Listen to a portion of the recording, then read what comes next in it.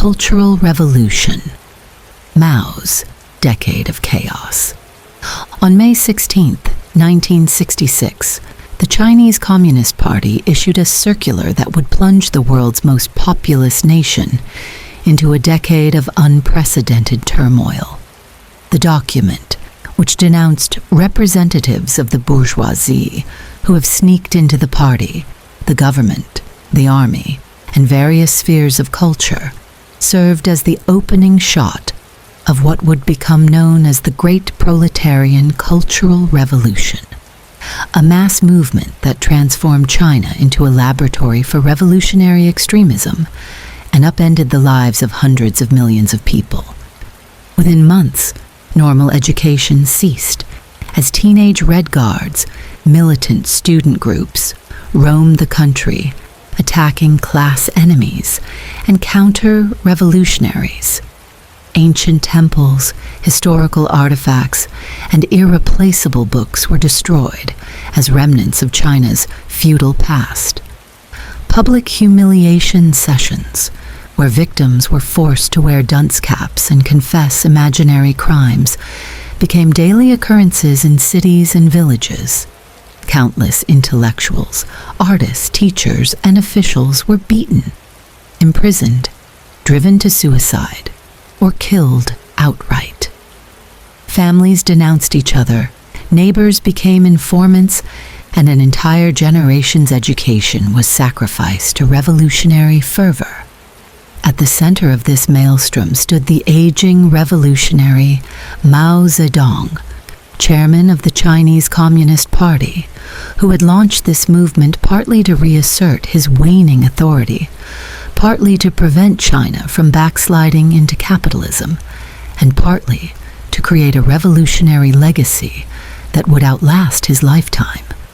By the time the Cultural Revolution officially ended with Mao's death in 1976, it had claimed at least 500,000 lives, traumatized an entire generation, and set China's development back by decades.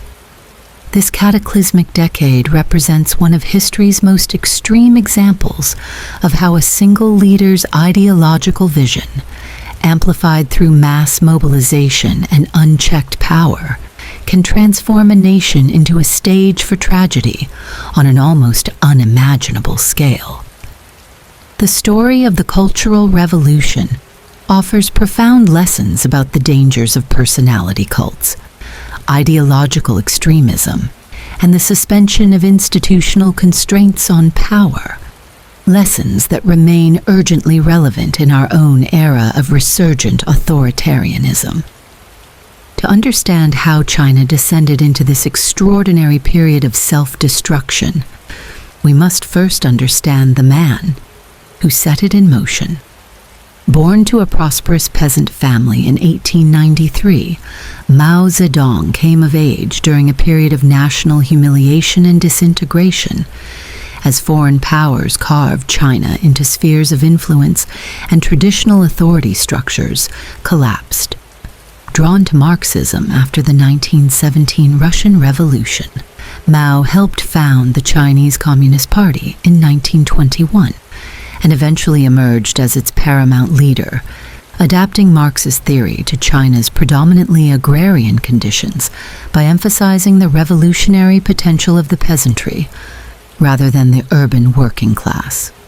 After decades of guerrilla warfare against both the Japanese occupation and Chiang Kai-shek's nationalist government, Mao's forces secured victory in 1949, establishing the People's Republic of China. The early years of communist rule brought significant achievements, including land reform, improved literacy, and gains in public health. But they also included brutal campaigns against landlords and counter-revolutionaries that claimed hundreds of thousands of lives. By the late 1950s, Mao had grown impatient with the pace of China's transformation and launched the Great Leap Forward, a radical attempt to rapidly industrialize and collectivize agriculture that led to the deadliest famine in history.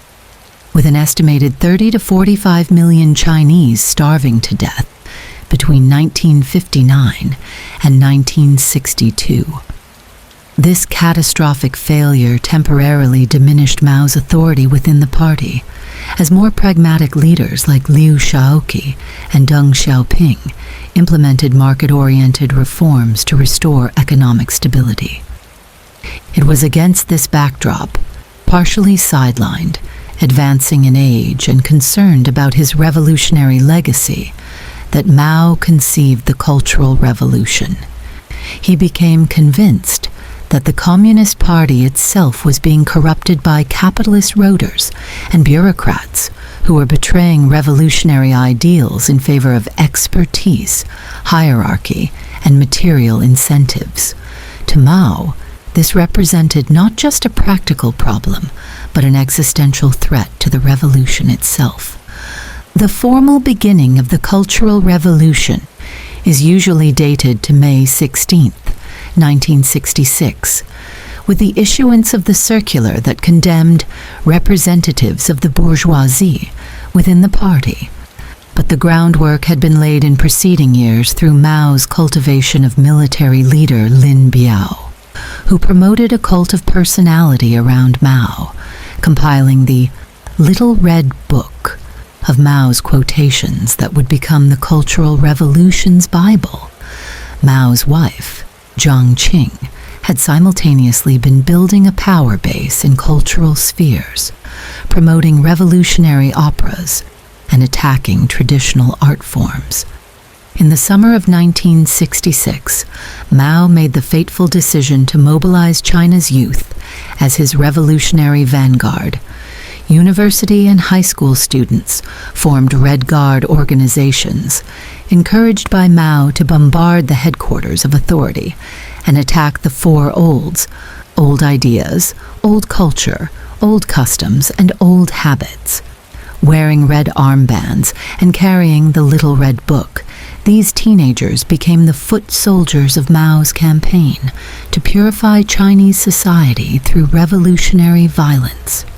The movement exploded with a fervor that surprised even its instigators.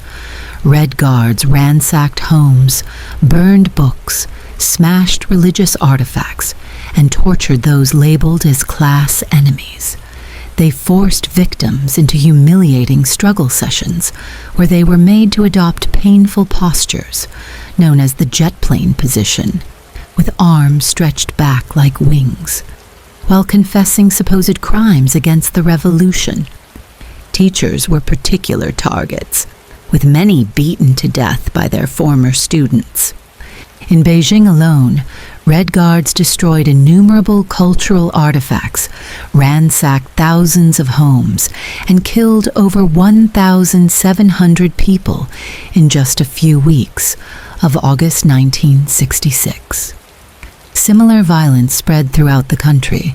Traditional architecture, irreplaceable historical documents, and ancient temples fell victim to revolutionary zeal. The exact toll of destroyed cultural heritage may never be fully calculated, but it represents one of history's most substantial, self-inflicted cultural wounds. Mao encouraged this chaos, famously receiving millions of Red Guards in 8 massive rallies at Tiananmen Square between August and November 1966. At these events, teenagers wept with revolutionary fervor at the sight of their leader, while Mao praised their revolutionary spirit and urged them to continue their crusade. When university leadership tried to restrain student militants, Mao sided with the students, effectively giving them license to attack any authority figure they deemed insufficiently revolutionary. The chairman facilitated free train travel for Red Guards, allowing them to spread throughout the country, carrying revolutionary violence to every province. This created what historians have called revolutionary tourism, as urban teenagers traveled to distant regions, often bringing persecution to areas that might otherwise have been somewhat insulated from the capital's political struggles. no sector of Chinese society remained untouched. In the political sphere, many of China's most senior leaders were purged, including head of state Liu Shaoqi, who died in prison after being denied medical treatment, and Deng Xiaoping, who was sent to work in a tractor factory. Foreign Minister Chen Yi, veteran revolutionary Peng Dehuai, and countless other officials were imprisoned, tortured, or killed. The cultural sphere was decimated. Writers, artists, musicians, and actors were attacked as bourgeois counter-revolutionaries. Many committed suicide rather than face continued persecution, including the famous writer Lao She, who drowned himself in Beijing's Taiping Lake after being beaten by Red Guards. China's film industry, previously vibrant, essentially ceased production. Only 8 revolutionary model operas, developed under Zhongqing's supervision, were permitted to be performed nationwide. Education virtually halted. Universities closed for at least 4 years, with some not reopening until 1972. Primary and secondary education was reduced to revolutionary slogans and political study. An entire generation, the cohort that would have become China's scientists, engineers, doctors, and teachers, lost the opportunity for formal education, creating a demographic hole in China's intellectual capital that would take decades to repair. Even the military was not immune. Despite initially supporting the Cultural Revolution, Defense Minister Lin Biao eventually fell from favor and died in a mysterious plane crash in 1971 while allegedly fleeing to the Soviet Union after a failed coup attempt against Mao. The circumstances of his death remain disputed, but his fall demonstrated that even Mao's closest allies could become enemies overnight. By 1967, the Cultural Revolution had evolved from attacks on authority figures to open warfare between rival revolutionary factions. Different Red Guard groups, each claiming to be more loyal to Mao, fought pitched battles in major cities. In Wuhan, artillery was used in urban combat between competing factions. In Guangxi province, political violence degenerated into large-scale cannibalism, with documentary evidence suggesting that at least 137 people were eaten by their political opponents in a county that had become consumed by factional madness. The chaos became so extreme that even Mao recognized it threatened China's basic functioning. In mid-1967, he authorized the military to restore order, effectively replacing Red Guard rule with military control. By 1968, the People's Liberation Army had been instructed to disband the Red Guards, and millions of urban youth were sent to rural areas to learn from the peasants, a policy that forcibly displaced around 17 million young Chinese, separating them from their families and communities for years or even decades. This down-to-the-countryside movement served multiple purposes. It removed volatile youth from urban centers where they had become increasingly difficult to control. It addressed urban unemployment by relocating surplus labor to rural areas, and it aligned with Mao's ideological preference for rural virtues over urban sophistication. For the young people themselves, however, it often meant years of harsh physical labor in impoverished conditions, with many never recovering the educational and career opportunities they lost. The most intense phase of the Cultural Revolution lasted from 1966 to 1969, but the period from 1969 to 1976 remained highly abnormal. Political campaigns continued, with waves of denunciation and persecution targeting different groups. The military's influence expanded dramatically, Economic development stagnated as ideological purity took precedence over productivity, and the personality cult around Mao reached unprecedented heights, with his portrait and quotations becoming omnipresent throughout China. During this later phase, political power increasingly concentrated around the Gang of Four, a faction led by Mao's wife Jiang Qing that included Zhang Chunqiao, Yao Wenyuan, and Wang Hongwen. This group controlled media and propaganda, using their position to attack rivals and promote radical policies. Their influence grew as Mao's health declined, setting the stage for a succession crisis. Mao Zedong died on September 9, 1976, triggering the final act of the Cultural Revolution. Within a month, the Gang of Four was arrested in a coup orchestrated by Hua Guofeng, Mao's designated successor, in alliance with military leaders. Their arrest effectively ended the Cultural Revolution, though the formal repudiation of the period would come later, under Deng Xiaoping's leadership. The human toll of the Cultural Revolution defies easy quantification. Conservative estimates suggest at least 400,000 to 500,000 people died from persecution, though some scholars place the figure much higher. Millions more suffered imprisonment, torture, permanent physical disabilities from abuse, destruction of property, loss of livelihood, and severe psychological trauma.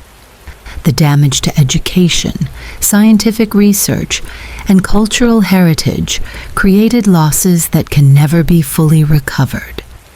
Beyond these direct impacts, the Cultural Revolution profoundly shaped Chinese society and politics in ways still evident today. The generation that came of age during this period, now in their 60s and 70s, experienced formative years dominated by revolutionary violence, ideological extremism, and educational disruption. Many carry psychological scars from having participated in persecution or having been persecuted themselves. Family relationships were damaged when children denounced parents or spouses informed on each other. The Chinese Communist Party's official verdict on the Cultural Revolution, issued in 1981, called it responsible for the most severe setback and the heaviest losses suffered by the party, the state, and the people since the founding of the People's Republic. It blamed the catastrophe on Mao's misguided leadership, while attempting to preserve his overall legacy by judging him 70% right and 30% wrong. A political compromise that avoided fully confronting the movement's causes and consequences. This incomplete reckoning has left the Cultural Revolution as a partially unprocessed trauma in Chinese collective memory. Unlike Germany's extensive engagement with the Nazi period or South Africa's Truth and Reconciliation Commission, China has never undertaken a comprehensive public accounting of Cultural Revolution atrocities. Discussion of the period remains politically sensitive, with many aspects still subject to censorship. This silence has limited opportunities for social healing, while allowing some of the period's underlying political pathologies to persist in different forms. Among the many tragic dimensions of the Cultural Revolution, several deserve particular attention for what they reveal about the dangers of unchecked political power and ideological extremism. First, the movement demonstrated how a personality cult can override institutional constraints and rational policy making. By 1966, Mao had been elevated to a quasi-religious figure whose words carried absolute authority. His portrait was displayed in every home, his quotations memorized by millions, and his thoughts treated as infallible guidance. This deification enabled him to mobilize mass action against the very party state he had helped create. bypassing normal political processes when they constrained his vision. Second, the Cultural Revolution revealed how political extremism can destroy the social fabric that makes civilized life possible. By encouraging children to denounce parents, students to attack teachers, and neighbors to inform on each other, the movement shattered basic trust relationships that underpin community life. When ideological purity becomes the supreme value, human connections and moral intuitions are sacrificed to revolutionary imperatives. Third, the period illustrated the particular vulnerability of younger generations to extremist mobilization. The Red Guards, mostly teenagers and young adults, became the Cultural Revolution's most fervent participants, combining revolutionary idealism with adolescent energy and a limited life experience that made them susceptible to manipulation. Their capacity for both self-sacrifice and cruelty demonstrated how youthful idealism can be weaponized by charismatic leadership. Fourth, the Cultural Revolution highlighted how quickly a society can descend into chaos when normal institutional checks and professional standards are delegitimized as bourgeois or elitist. By attacking expertise itself as counter-revolutionary, the movement created a situation where hospital directors were determined by ideological fervor rather than medical knowledge. Factories were managed by political loyalty rather than technical competence, and education was judged by revolutionary commitment rather than academic standards. The legacy of the Cultural Revolution extends beyond China's borders, offering lessons with universal relevance. For societies worldwide, it stands as a stark warning about the dangers of political movements that claim absolute moral authority, demand unquestioning loyalty to charismatic leaders, and define certain groups as enemies to be eliminated from the body politic. It demonstrates how quickly political abstractions can translate into human suffering when not constrained by legal protections, professional standards, and respect for individual dignity. For China itself, the Cultural Revolution remains both a cautionary tale and an unhealed wound. The economic reforms launched by Deng Xiaoping after 1978 can be understood partly as a reaction against Cultural Revolution chaos, a turn toward pragmatism, expertise, and material development after a decade of ideological extremism. Yet the political liberalization that initially accompanied economic opening was abruptly halted after the 1989 Tiananmen Square protests, partly due to elite fears of renewed disorder. China's contemporary landscape bears the contradictory imprints of the Cultural Revolution and reactions against it. The emphasis on social stability and economic development represents a repudiation of Cultural Revolution turmoil, yet the strong centralization of power, constraints on civil society, and limited space for dissent reflect lessons that the party drew about the dangers of political openness. The result is a system focused on delivering prosperity and national strength, while maintaining strict control over political discourse, including discussion of the Cultural Revolution itself. Perhaps the most profound lesson of this turbulent decade is how fragile civilizational achievements can be when subjected to ideological extremism. In just a few years, one of the world's oldest and most sophisticated civilizations saw its educational institutions shuttered, its cultural heritage destroyed, and its social fabric shredded. The speed and scale of this collapse stands as a warning that no society is immune to self-destruction when its institutional safeguards fail. As survivor Ji Xianlin wrote in his memoir, The Cowshed, about his experiences during the Cultural Revolution, the Cultural Revolution should not be forgotten. Its lessons must be remembered. To remember the Cultural Revolution is not to bear hatred toward those who caused it, but to make sure it never happens again. For a world where political extremism and authoritarian tendencies are again on the rise, this admonition remains urgently relevant, reminding us of our collective responsibility to defend the fragile foundations of civilized life against the perpetual threat of ideologically driven destruction.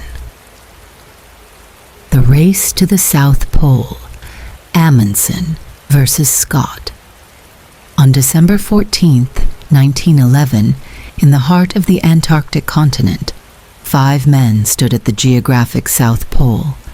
Their leader, Roald Amundsen, gazed across the desolate ice plateau, a landscape untouched by human footsteps until that moment. After planting the Norwegian flag in the frozen ground, he wrote in his journal, "So we arrived, and were able to plant our flag at the geographical South Pole. Thanks be to God." Just over a month later, on January 17, 1912, another expedition reached the same spot. British Captain Robert Falcon Scott emerged from his tent to a crushing sight, the Norwegian flag fluttering in the bitter wind. "Great God," he wrote in his diary, "this is an awful place, and terrible enough for us to have labored to it without the reward of priority." Scott's disappointment would soon be overshadowed by tragedy. While Amundsen and his men returned safely to their base and international acclaim, Scott and his 4 companions perished on the return journey, caught in a blizzard just 11 miles from a supply depot that might have saved their lives. Their frozen bodies, along with Scott's detailed journals, would be discovered by a search party 8 months later.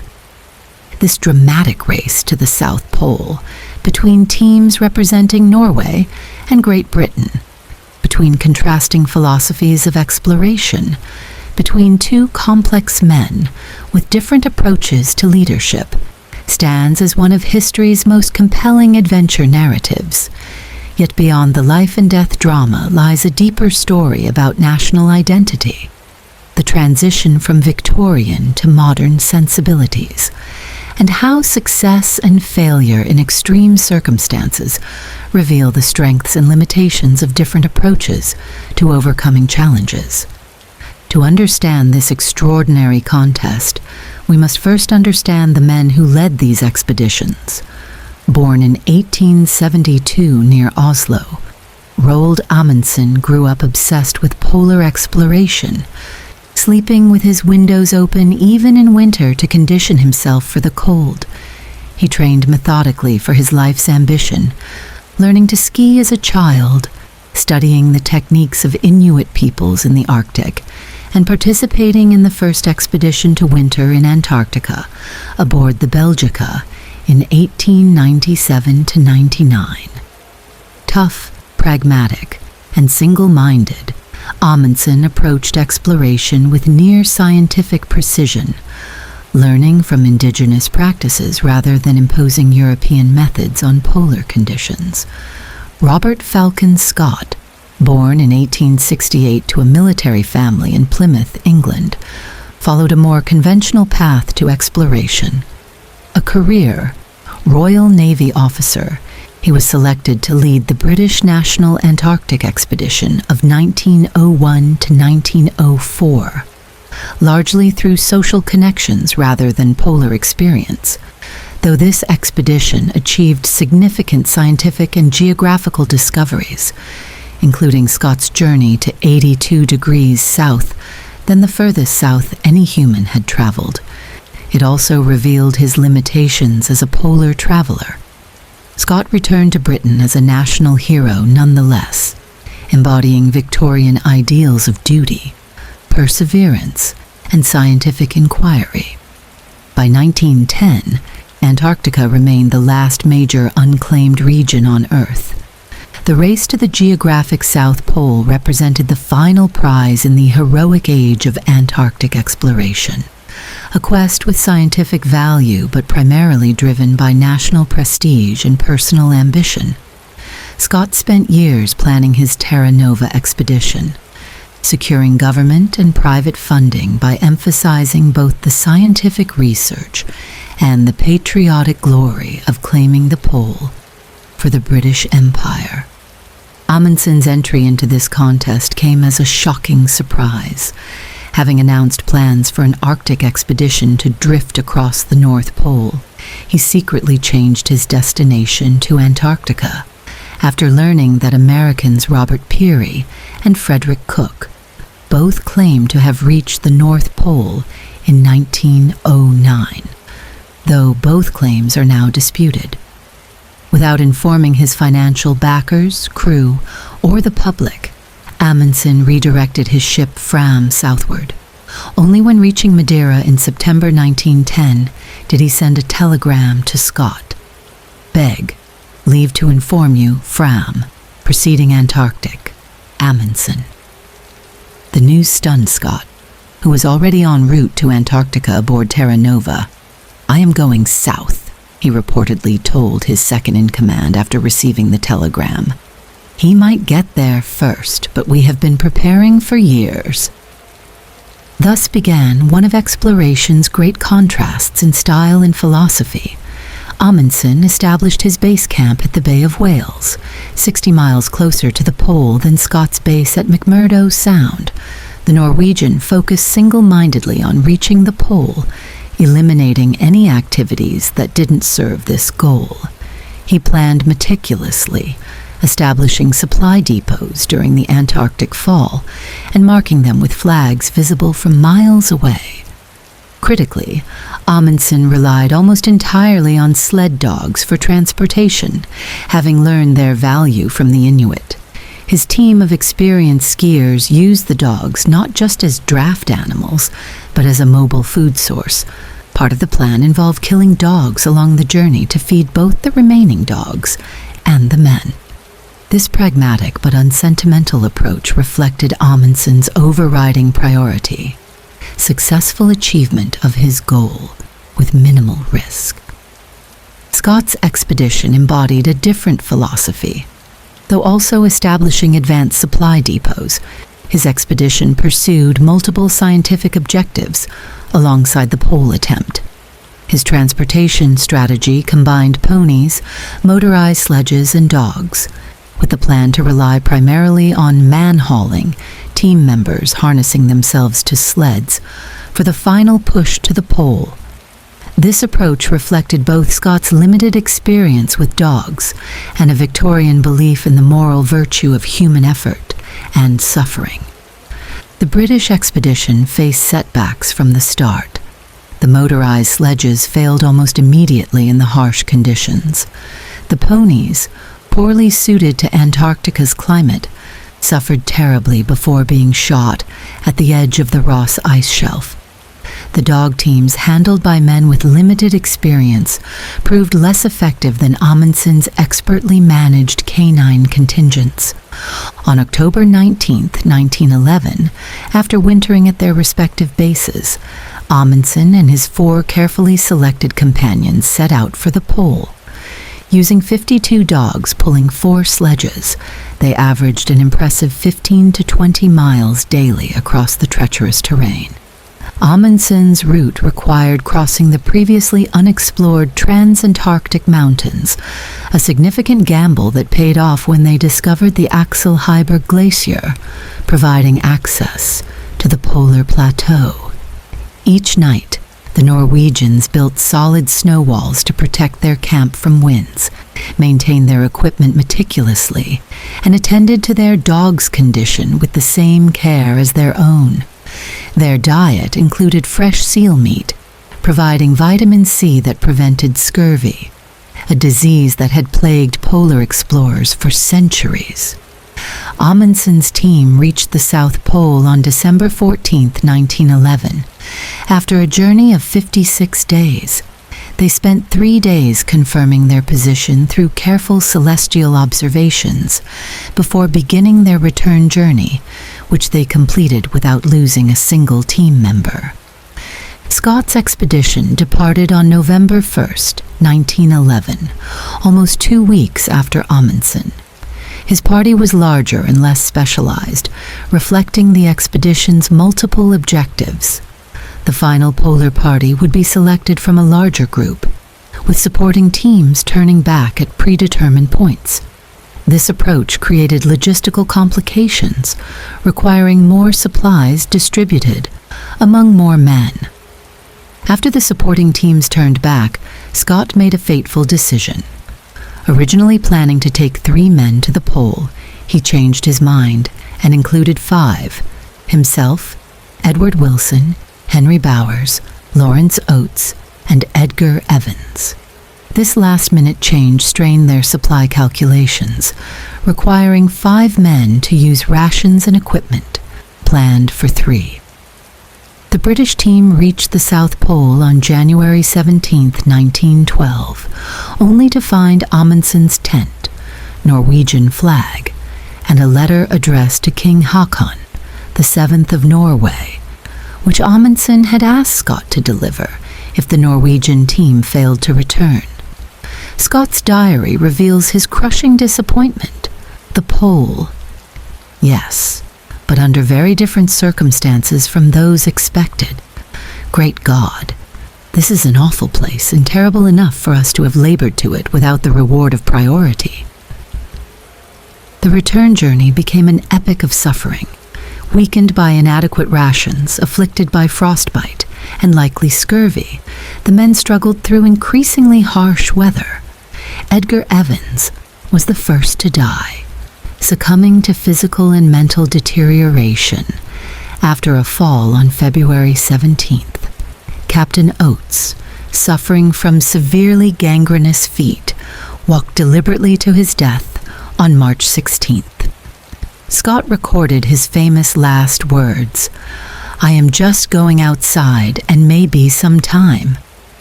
The remaining 3 men, Scott, Wilson, and Bowers, died in their tent around March 29th, just 11 miles from a major supply depot. A blizzard had trapped them without fuel and food, but Scott found strength to write letters to supporters, friends, and the families of his fallen companions. His final journal entry, dated March 29th, ended with words that would enter the British national consciousness. "For God's sake, look after our people." When news of the contrasting expeditions reached the world, Amundsen's success announced in March 1912, Scott's fate confirmed in February 1913 after discovery of the bodies. The public reaction revealed much about national values and the transition from Victorian to modern sensibilities. Amundsen received international acclaim for his achievement, but found a somewhat muted response in Britain, where Scott's tragic death had transformed him into a national martyr. British newspapers, while acknowledging Amundsen's accomplishment, emphasized Scott's scientific contributions and moral victory. The heroic failure resonated deeply with British cultural values that prized noble suffering over pragmatic success, as explorer Apsley Cherry Garrard, a member of Scott's expedition, later wrote, "Undoubtedly, Scott's journey to the pole and back is the finest journey ever made in the polar regions." This narrative of glorious failure shaped British national identity for generations. Scott's last letters and journal entries were published as a book that became required reading in British schools. His words, "I do not regret this journey," which has shown that Englishmen can endure hardships, help one another, and meet death with as great a fortitude as ever in the past, encapsulated a stoic ideal that would help sustain Britain through 2 world wars. For decades, the prevailing interpretation presented Scott as a tragic hero, and Amundsen as a mere technician, skilled but lacking the scientific purpose and noble character of his British rival. This perspective began to shift in the 1970s, particularly with Roland Huntford's controversial book, Scott and Amundsen, which harshly criticized Scott's leadership and preparation, while elevating Amundsen's methodical approach. More recent scholarship has sought a balanced view, recognizing both Scott's flaws and his genuine commitment to scientific discovery, while acknowledging Amundsen's brilliant planning and execution. Beyond the personal drama, the race to the South Pole illuminates broader historical transitions. It occurred at a pivotal moment between the Victorian era and the modern age, between exploration driven by national glory and scientific expeditions with more practical goals. Scott, in many ways, represented the end of an era, the gentleman explorer pursuing discovery for queen and country, combining scientific inquiry with a moral vision of exploration as character-building struggle. Amundsen pointed toward a more modern approach, professional, specialized, and focused on achieving specific objectives with maximum efficiency and minimum risk. The contrasting approaches to indigenous knowledge particularly highlight this transition. Amundsen studied and adopted Inuit techniques, wearing fur clothing, using sled dogs, and incorporating their nutritional practices. Scott largely rejected such primitive methods in favor of European technology and approaches, even when these proved ill-suited to polar conditions. This difference reflected broader colonial attitudes, Amundsen's pragmatic borrowing versus Scott's confidence in Western superiority, that were beginning to shift in the early 20th century. The expeditions also embodied different leadership philosophies that remain relevant today. Amundsen maintained clear hierarchy, but created a collaborative environment where team members contributed expertise and shared in decision-making. His focus remained unwavering, reaching the pole and returning safely, with all other considerations subordinated to this goal. Scott operated with more traditional military authority, sometimes vacillating between options and changing plans, while attempting to balance multiple objectives, including scientific research, geographic exploration, and claiming the pole.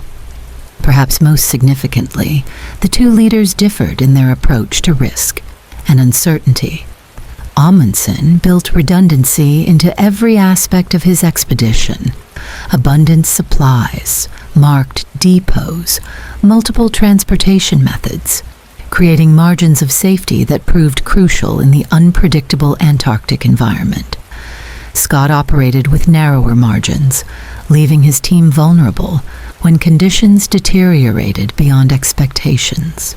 Modern risk management principles often echo Amundsen's approach, emphasizing reserve capacity and planning for worst-case scenarios rather than optimistic projections. The scientific legacies of both expeditions deserve acknowledgement. Though Amundsen focused single-mindedly on reaching the pole, his expedition contributed geographic knowledge by mapping a new route through the Transantarctic Mountains.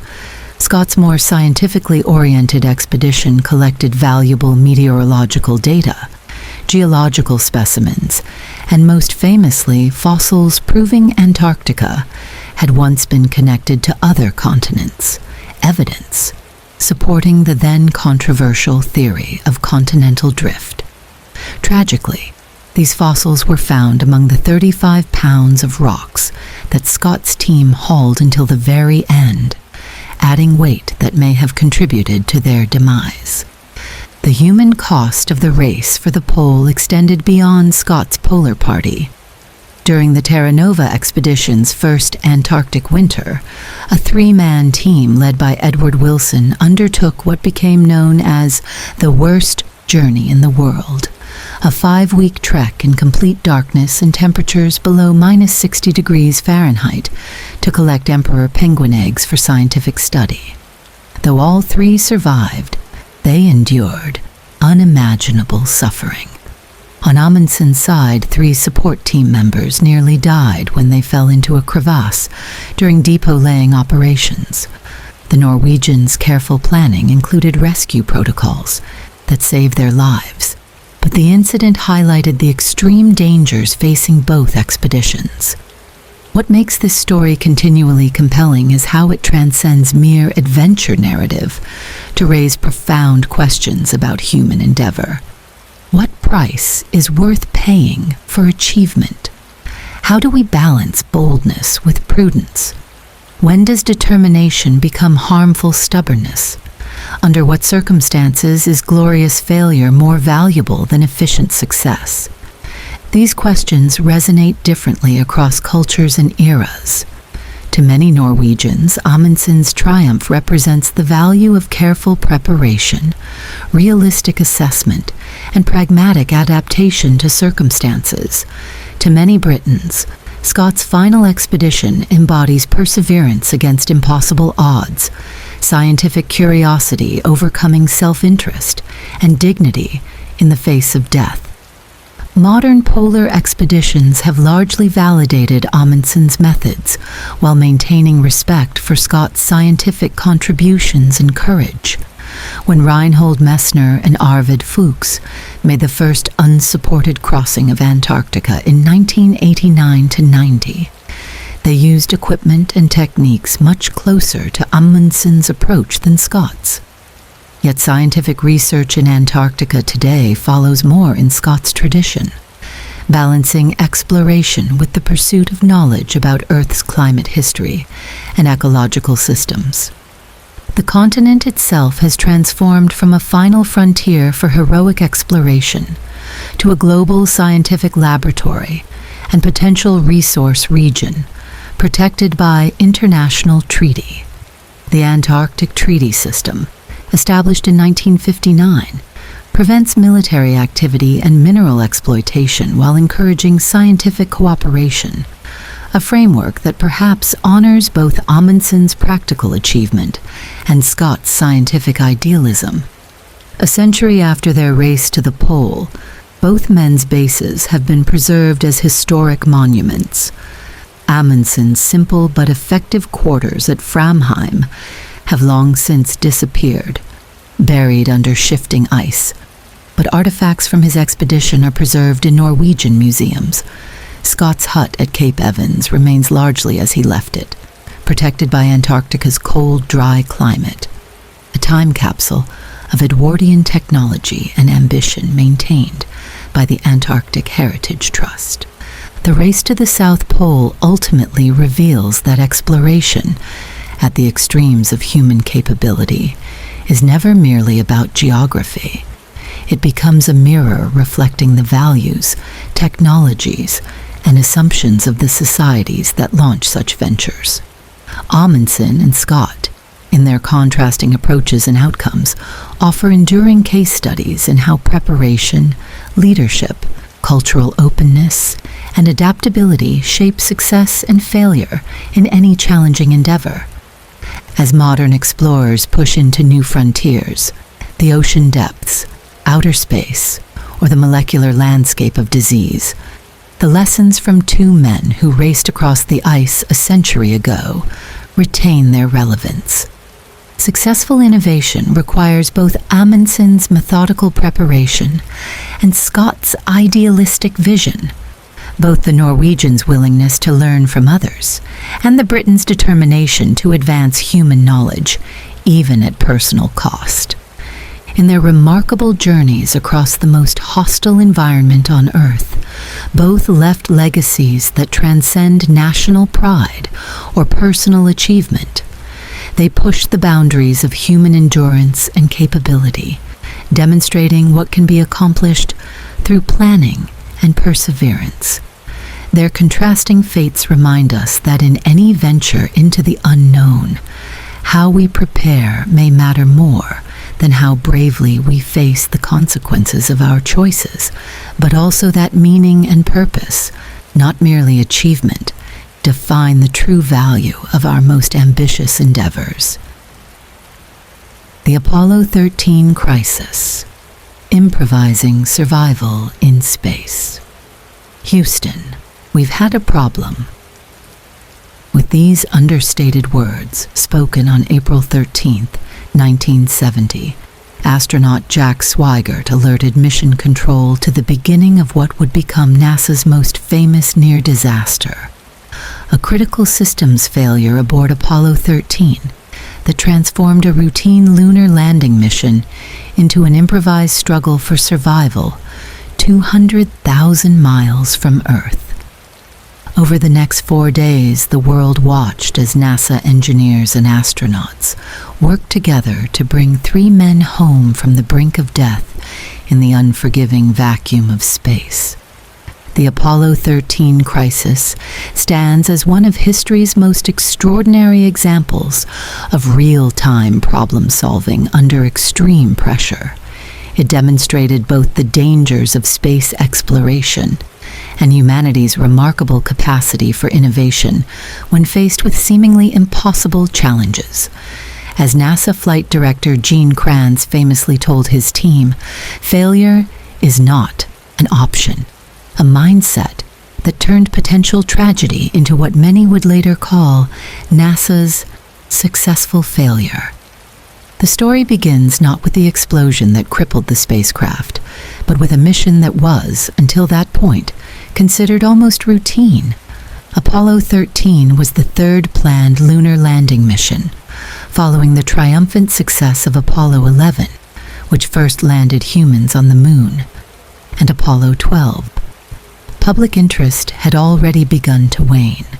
Live television broadcasts from the spacecraft were not even carried by major networks, as moon missions had quickly become old news.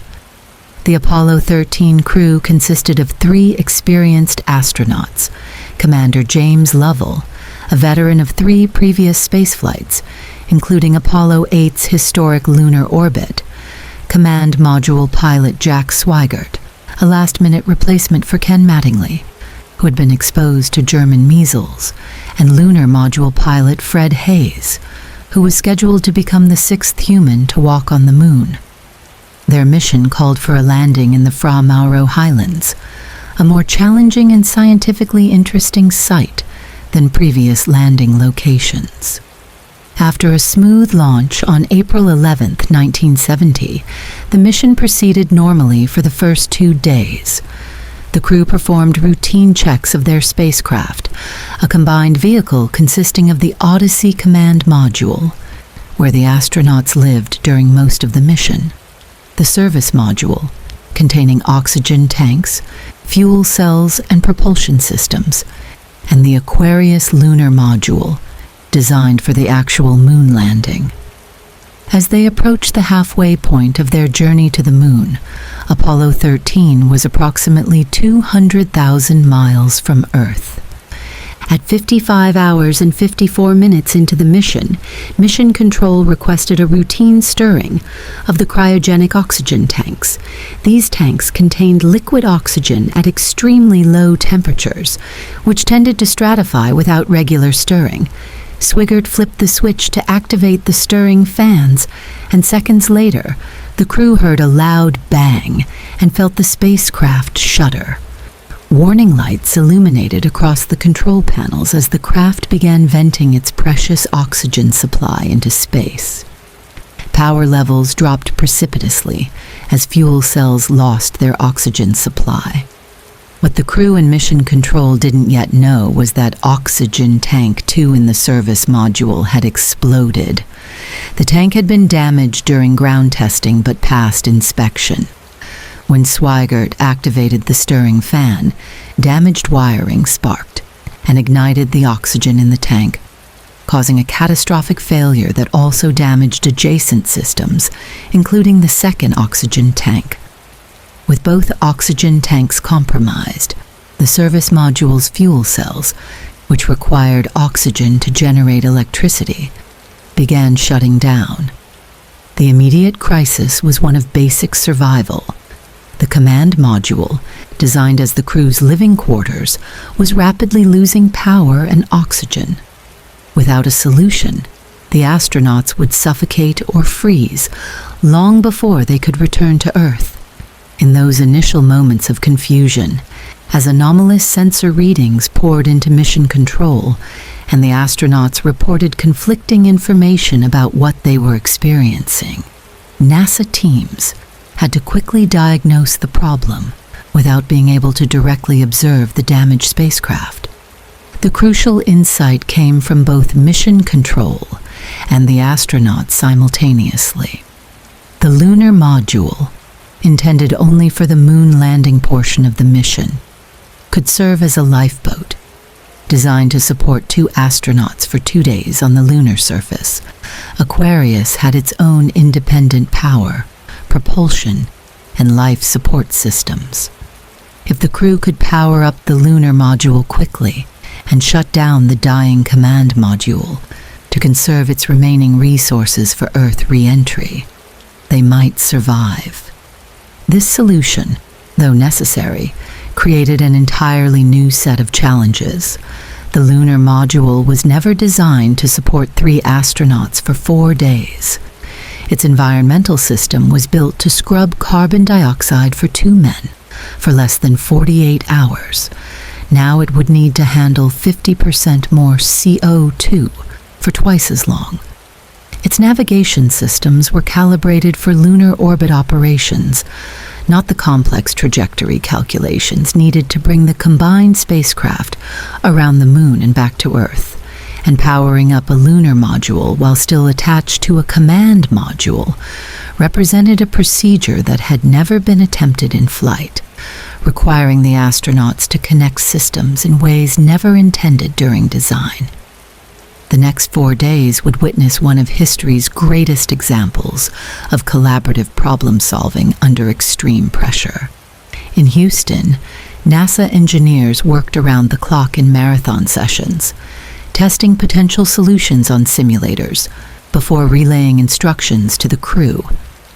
At one point, engineers literally had to invent a way to put a square peg in a round hole, adapting command module lithium hydroxide canisters to work with the lunar module's circular openings, using only materials available on the spacecraft: cardboard, plastic bags, tube socks, and duct tape. This improvised adapter, assembled by the astronauts following step-by-step instructions from Houston, solved the immediate carbon dioxide problem that threatened to poison the crew within hours. Flight director Gene Kranz later described it as one of the most beautiful pieces of work we ever did. Meanwhile, navigational challenges required equally creative solutions. Without the command module's guidance system, the crew needed to execute precisely timed engine burns using the lunar module's descent engine, a component never intended for this purpose. To establish proper orientation for these burns, the astronauts had to use Earth or Sun sightings through their window, manually aligning the spacecraft in a procedure that demanded extraordinary precision. The first critical engine burn came as Apollo 13 approached the moon. Rather than attempting to enter lunar orbit as originally planned, NASA calculated a free return trajectory that would use the moon's gravity to slingshot the crippled spacecraft back toward Earth. This required a 30.7-second burn of the lunar module's descent engine, a maneuver executed perfectly by the crew, following intense preparation with mission control. Throughout this ordeal, the astronauts faced deteriorating physical conditions. With power conservation a priority, cabin temperature dropped to near freezing levels. Condensation formed on interior surfaces, creating a cold, damp environment.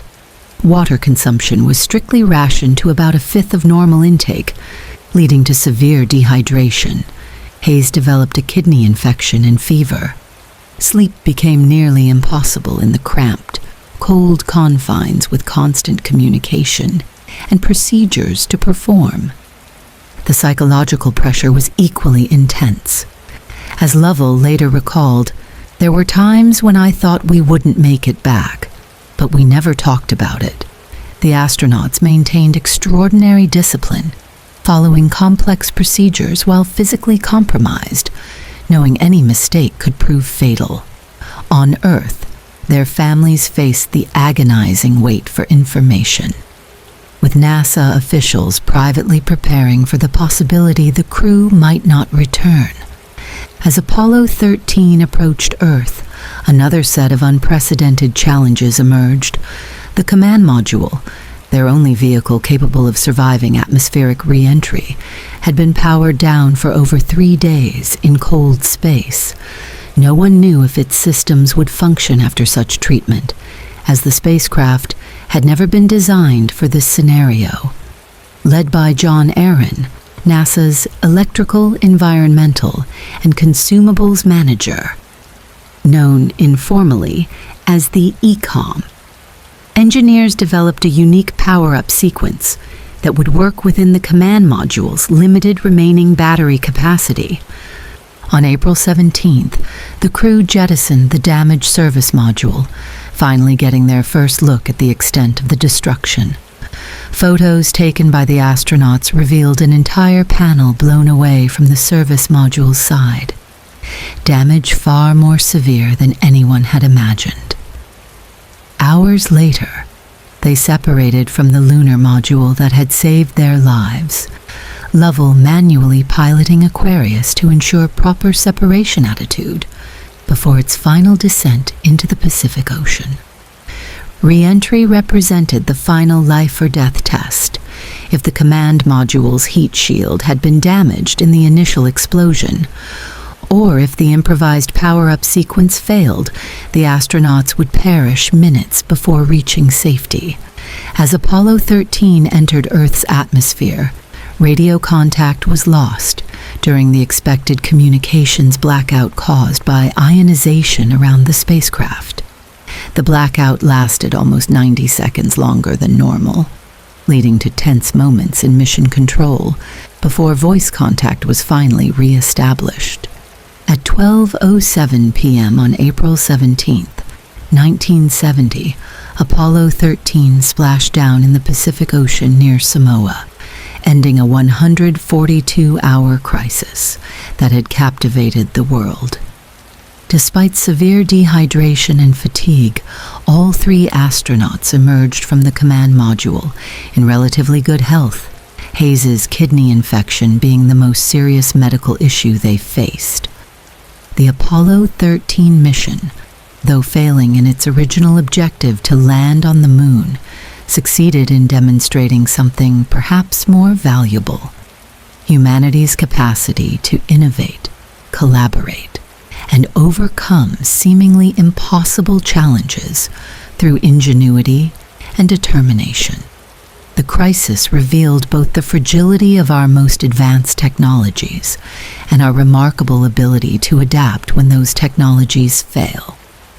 NASA's investigation into the oxygen tank explosion revealed a chain of errors and oversights dating back years before the mission. The tank had been damaged during a ground test at the factory but passed inspection. When installed in the service module, it was subjected to improper testing procedures that damaged internal heating elements, creating a bomb waiting to go off that eventually detonated in deep space. These findings led to significant redesigns of oxygen tanks and safety protocols for subsequent Apollo missions.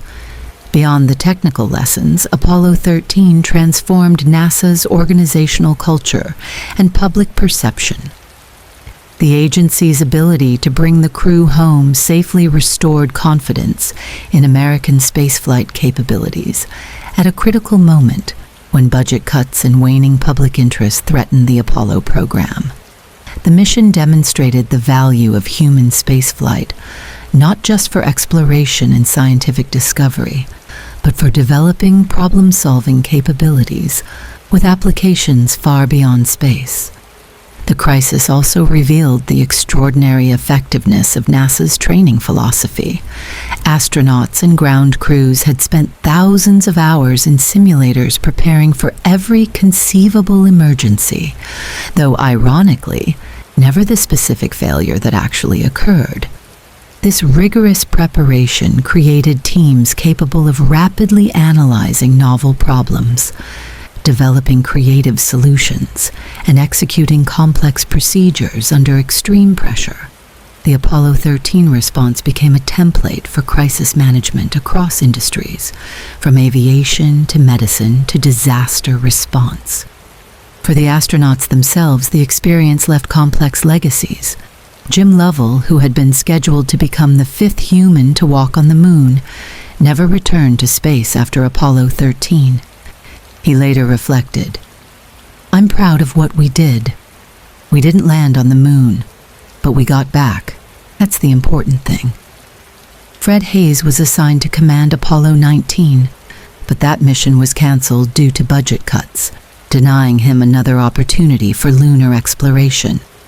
Jack Swigert was elected to Congress in 1982, but died of cancer before taking office. The story of Apollo 13 entered popular culture through books, documentaries, and most famously Ron Howard's 1995 film, Apollo 13, which introduced the misquoted line, "Houston, we have a problem."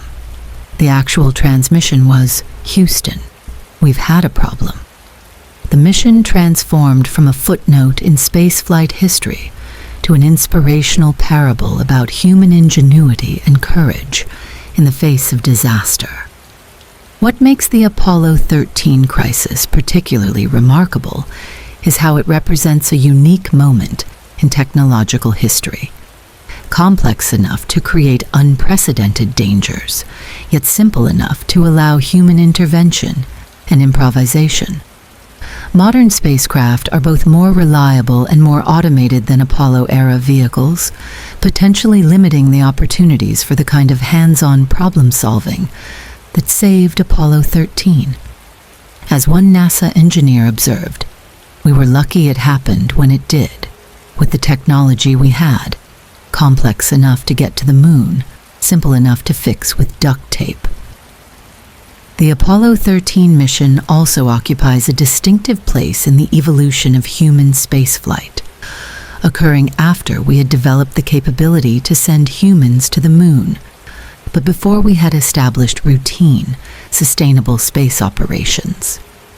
The crisis highlighted both the extraordinary achievement of lunar missions and their inherent fragility, demonstrating that space exploration remained an enterprise balanced on the edge of disaster, even at its moment of greatest triumph.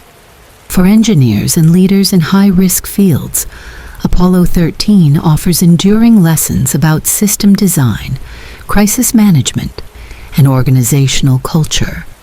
First, it demonstrates the value of designing systems with margins of safety and flexibility for adaptation.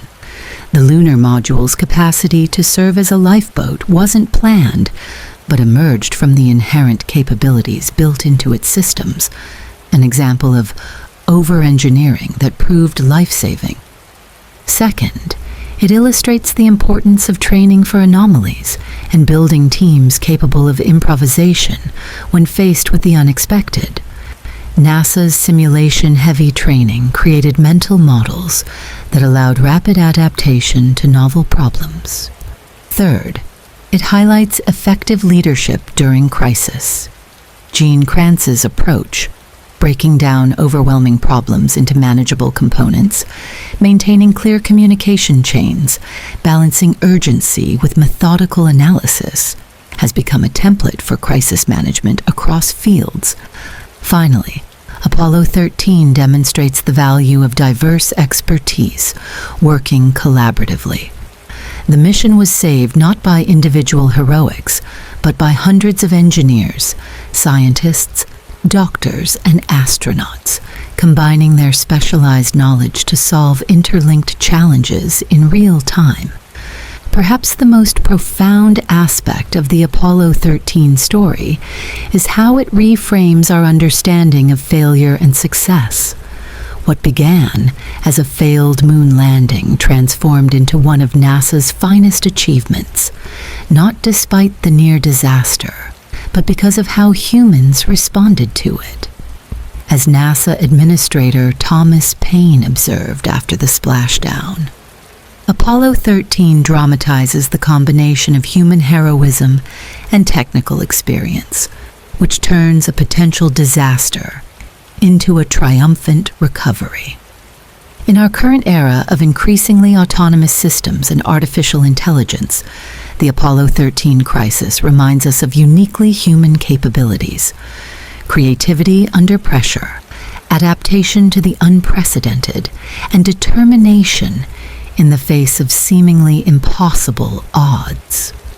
The famous lines from Mission Control: "Failure is not an option," and "I believe this will be our finest hour," speak to something fundamental about human potential when confronted with life or death challenges. 50 years after those tense days in April 1970, as new generations of spacecraft venture toward the Moon and Mars, the legacy of Apollo 13 continues to inspire and instruct. It stands as testament to what we can achieve when technology fails and only human ingenuity remains. A story not just of space exploration, but of problem solving at the boundaries of survival, where innovation becomes not just advantageous, but essential. In the endless vacuum between worlds, 3 astronauts and the team supporting them demonstrated that even in our most machine-dependent endeavors, human creativity and courage remain our most valuable resources. The Dyatlov Pass Incident: Death in the Frozen Mountains. In the pre-dawn darkness of February 26, 1959, a search party trudged through deep snow in the remote Ural Mountains of the Soviet Union.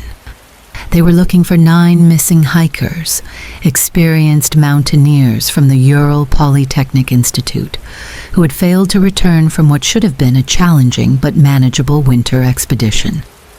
As the rescuers crested a ridge, they spotted a tent partially buried in snow on the slope of a mountain called Kolatsyakl, a name that in the local Mansi language means dead mountain. What they discovered would become one of the most perplexing mysteries of the 20th century. The tent had been cut open from the inside, with the hikers' belongings, including shoes, warm clothing, and food, still neatly arranged inside. 9 sets of footprints led from the shredded tent down the mountain slope, some in socks, some in a single shoe, others barefoot. Despite temperatures of minus 22 degrees Fahrenheit, minus 30 degrees Celsius. The first 2 bodies were found under a lone cedar tree nearly a mile from the tent, shoeless and dressed only in underwear, alongside the remains of a small fire. 3 more bodies were discovered at intermediate points between the tree and the tent, apparently having died while trying to return to the shelter. It would take 2 more months for the remaining 4 hikers to be found, buried under 13 feet of snow in a ravine further down the slope. Their bodies revealed injuries that defied simple explanation. Massive internal trauma, including crushed ribs and fractured skulls, yet with no external wounds or signs of struggle. 1 body was missing a tongue. Several of the corpses contained elevated levels of radiation, and some witnesses reported that the bodies had a strange orange tan and prematurely gray hair. Soviet investigators concluded simply that the hikers died from a compelling natural force, sealing the case files as classified. For decades, the incident remained shrouded in secrecy, spawning theories ranging from avalanche to military testing, from UFO encounters to attacks by the indigenous Mansi people. Even today, with the files declassified and modern science applied to the evidence, the Dyatlov Pass incident remains one of history's most chilling unsolved mysteries, a case where every explanation seems simultaneously plausible and insufficient. To understand the mystery, we must first understand who these 9 people were and the journey that led them to that fateful night on the mountainside.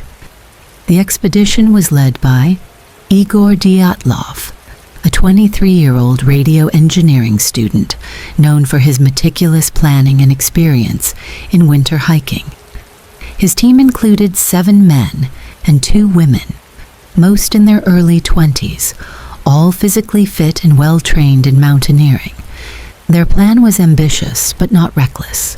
A 16-day, 190-mile ski trek through the northern Urals, reaching the imposing peaks of Otorten and Kholat-Syakhl before returning to civilization. The group departed from Sverdlovsk, now Yekaterinburg, on January 23, 1959. Their spirits high despite the challenging winter conditions ahead.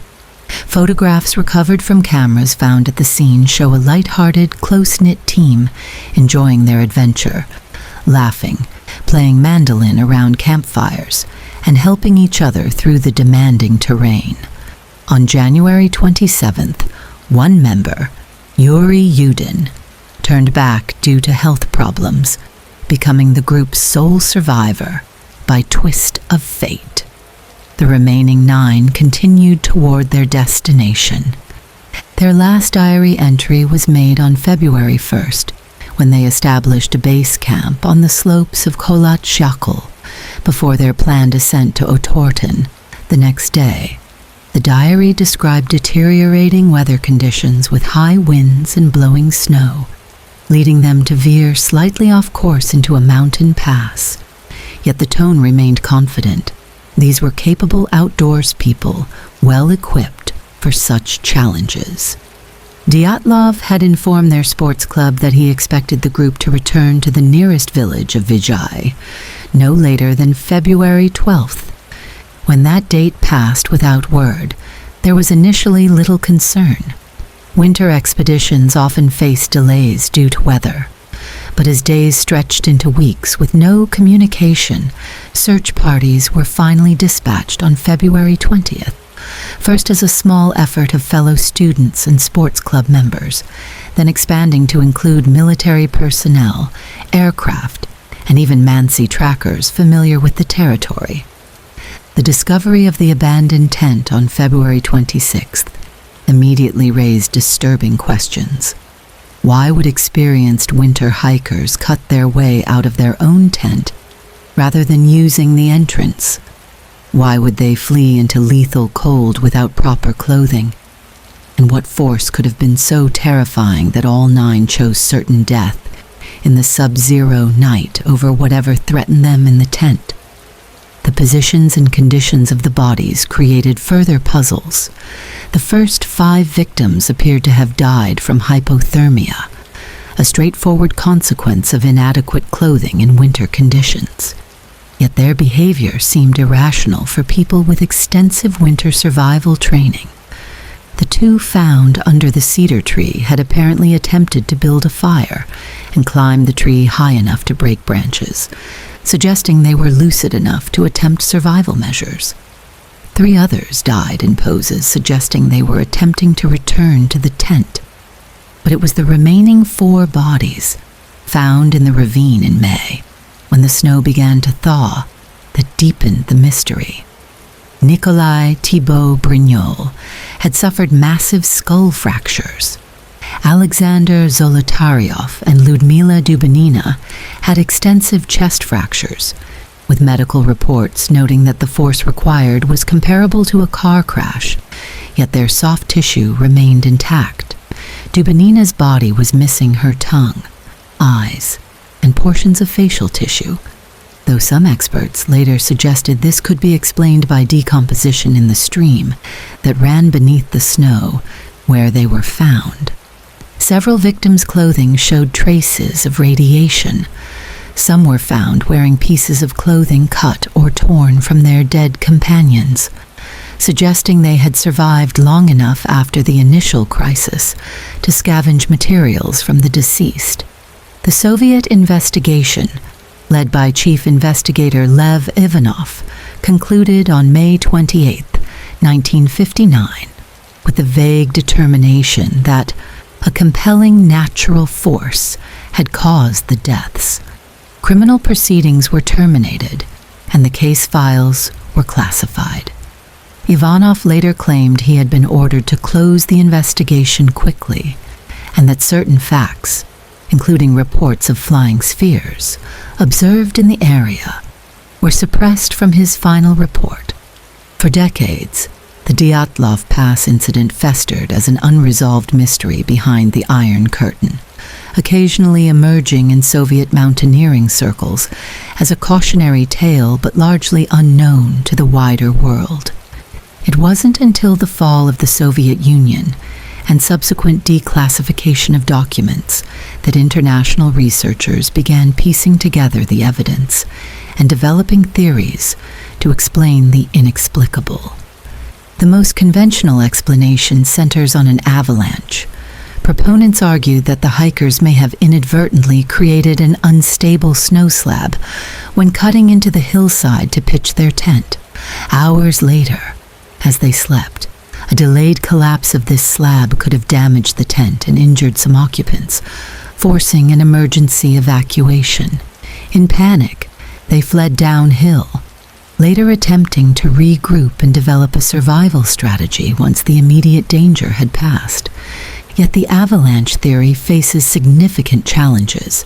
The slope above the tent site is not steep enough to typically generate avalanches.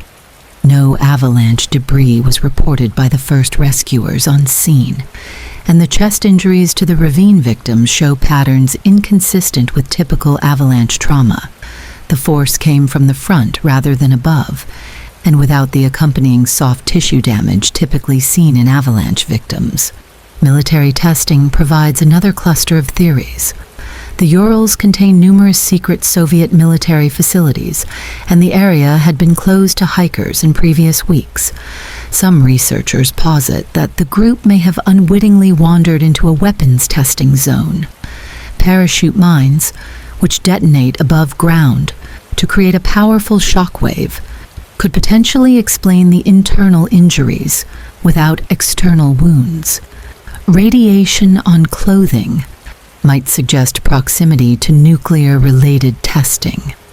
Former Soviet military personnel have suggested the hikers may have witnessed classified paratrooper exercises or rocket tests. The orange skin discoloration reported on some bodies resembles effects of certain chemical weapons. Some witnesses reported seeing glowing orange spheres in the sky over the mountains during the time period of the incident. More exotic theories abound. The indigenous Mansi people had sacred sites in the mountains, leading to speculation about potential conflict with the hikers, though investigators found no evidence of additional human presence, and the Mansi themselves assisted in search efforts. UFO enthusiasts point to the strange lights reported in the sky and the unusual injuries as evidence of an extraterrestrial encounter. Others have suggested everything from infrasound-induced panic to secret KGB operations to the Russian version of the Yeti, the Menk. In recent years, scientific investigations have attempted to bring modern analysis to the decades-old evidence. A 2019 Swedish-Russian expedition suggested a smaller delayed avalanche might still be the most plausible explanation.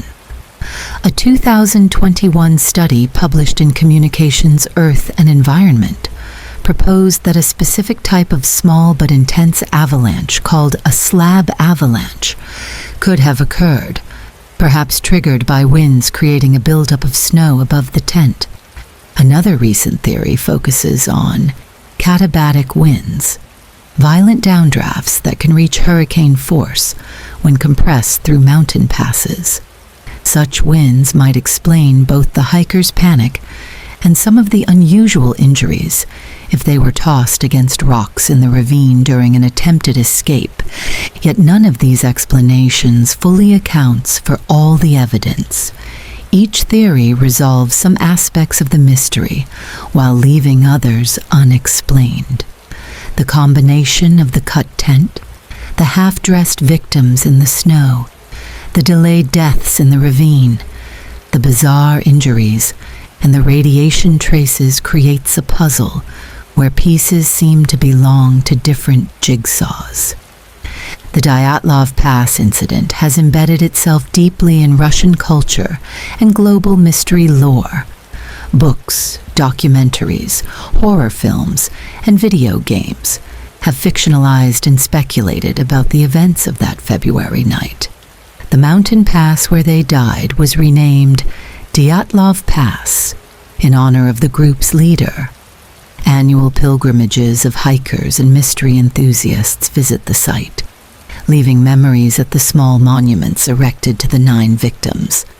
What makes this case so enduringly fascinating is not merely its bizarre circumstances, but what it reveals about human psychology when confronted with the unexplainable. We instinctively seek narrative closure, especially in matters of life and death. The thought that 9 capable young people could die so strangely, with the true cause remaining forever beyond our understanding, creates a cognitive itch we cannot scratch. The most haunting aspect may be that the evidence suggests a scenario more complex than any single explanation allows. Perhaps the truth involves a cascade of events, an initial threat, whether natural or human-made, forcing the hikers from their tent, followed by hypothermia-induced irrational behavior known as paradoxical undressing, where freezing victims feel hot and remove clothing, culminating in a secondary incident in the ravine hours or days later that caused the crushing injuries to the final 4. In 2019, Russian authorities reopened the investigation, though they limited the possible causes to natural phenomena, excluding potential criminal or military involvement.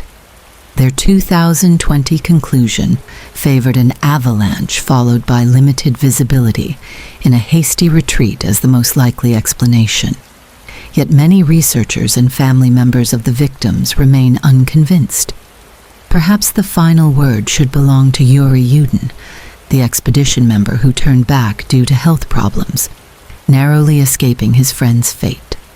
After decades of considering the evidence and theories, he concluded, "If I had a chance to ask God just one question, it would be what really happened to my friends that night.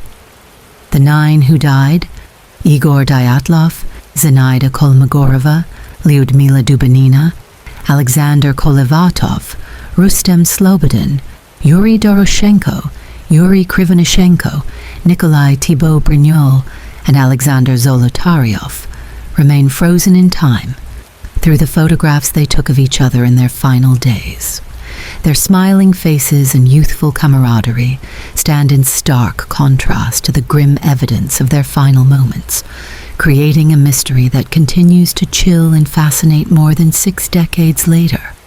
In the unforgiving wilderness of the Ural Mountains, something caused 9 experienced hikers to cut their way out of their tent and flee into a lethal winter night, rather than face whatever threat they perceived. Whether that threat was an avalanche, a military test gone wrong, an unusual weather phenomenon, or something beyond our current understanding, the Dyatlov Pass incident remains one of history's most disturbing unsolved mysteries. A case where the mountains keep their secrets and 9 voices were forever silenced in the snow. The Victorian Internet, how the Telegraph changed everything. On May 24th, 1844, in the chambers of the U.S. Supreme Court in Washington, D.C., Samuel Morse sat before a strange device of his own creation. A small crowd gathered to witness what he had promised would be a revolutionary demonstration.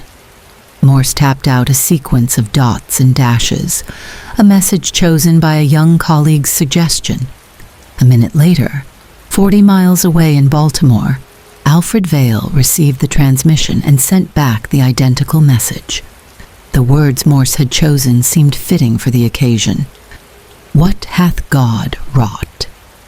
What God, or more precisely, human ingenuity had wrought, was the telegraph, the first technology to effectively separate communication from transportation. Before this moment, messages could travel only as fast as the physical messenger carrying them, whether by horse, ship, or foot. Now, information could move at nearly the speed of light, transmitted over copper wires through a code of electrical pulses. The demonstration marked the birth of the world's first telecommunications network and the beginning of a revolution that would transform society as profoundly as the Internet has changed our own era. Within 3 decades of Morse's demonstration, telegraph wires would span continents and cross oceans. They would unite nations, standardize time zones, transform business and warfare, create new forms of crime, change language, shape journalism, enable remote relationships, and inspire utopian visions of world peace. The Victorian telegraph represented humanity's first encounter with many phenomena we now associate with the digital age: instantaneous global communication, information overload, network vulnerabilities, online fraud, and the promise and peril of a connected world. The parallels between the telegraph revolution of the 19th century and our own Internet revolution are so striking that historian Tom Standage coined the term the Victorian Internet to describe this first global communications network. Understanding this earlier transformation offers profound insights into our current technological moment, revealing which aspects of the digital revolution are truly unprecedented and which represent recurring patterns in how humans adopt and adapt to new communication technologies. The telegraph did not emerge suddenly from Morse's genius. Like most technological revolutions, it built upon decades of scientific discovery and engineering innovation. The groundwork began in the late 18th century, when scientists like Luigi Galvani and Alessandro Volta first demonstrated that electricity could be generated and controlled. By the early 19th century, researchers including Hans Christian Ørsted and André-Marie Ampère had established the relationship between electricity and magnetism, the scientific foundation for electromagnetic telegraphy. Various inventors developed proto-telegraphs in the early 19th century. William Cooke and Charles Wheatstone created a needle telegraph system in Britain, while Pavel Schilling designed a similar device in Russia. But it was Morse's approach, combining a simple binary code with a reliable transmission mechanism, that proved most practical for widespread adoption. Morse himself was an unlikely technological revolutionary. Trained as a painter, not a scientist, he conceived the basic idea for the telegraph in 1832 while returning from Europe aboard the ship Sully. When a fellow passenger described recent experiments in electromagnetism, Morse reportedly declared, "If the presence of electricity can be made visible in any part of the circuit, I see no reason why intelligence may not be transmitted instantaneously by electricity." Turning this insight into a working system took years of experiment, collaboration, and financial struggle. Morse partnered with scientist Joseph Henry and mechanic Alfred Vail, each contributing crucial elements to the system. The famous Morse code, using combinations of dots and dashes to represent letters and numbers, was partially developed by Vail, though Morse claimed full credit. After demonstrating a working prototype, Morse secured a $30,000 congressional appropriation to build the Washington to Baltimore line, overcoming significant political opposition from those who dismissed the telegraph as impractical wizardry. The successful 1844 demonstration triggered a wave of telegraph construction. Private companies quickly formed to exploit the new technology, laying lines between major cities. By 1850, over 12,000 miles of telegraph wire connected American cities. 2 years later, the first undersea cable linked Britain and France. Expansion continued at a breathtaking pace.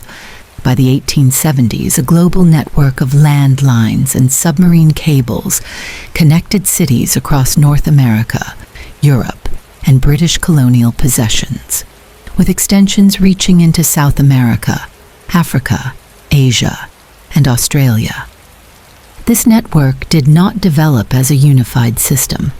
In the United States, numerous competing companies initially built incompatible networks, sometimes stringing multiple sets of wires along the same routes.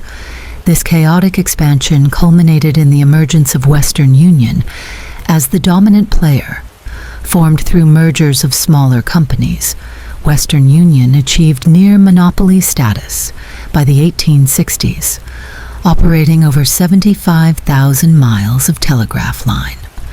Internationally, the network developed through a combination of private enterprise, government projects, and colonial ambition.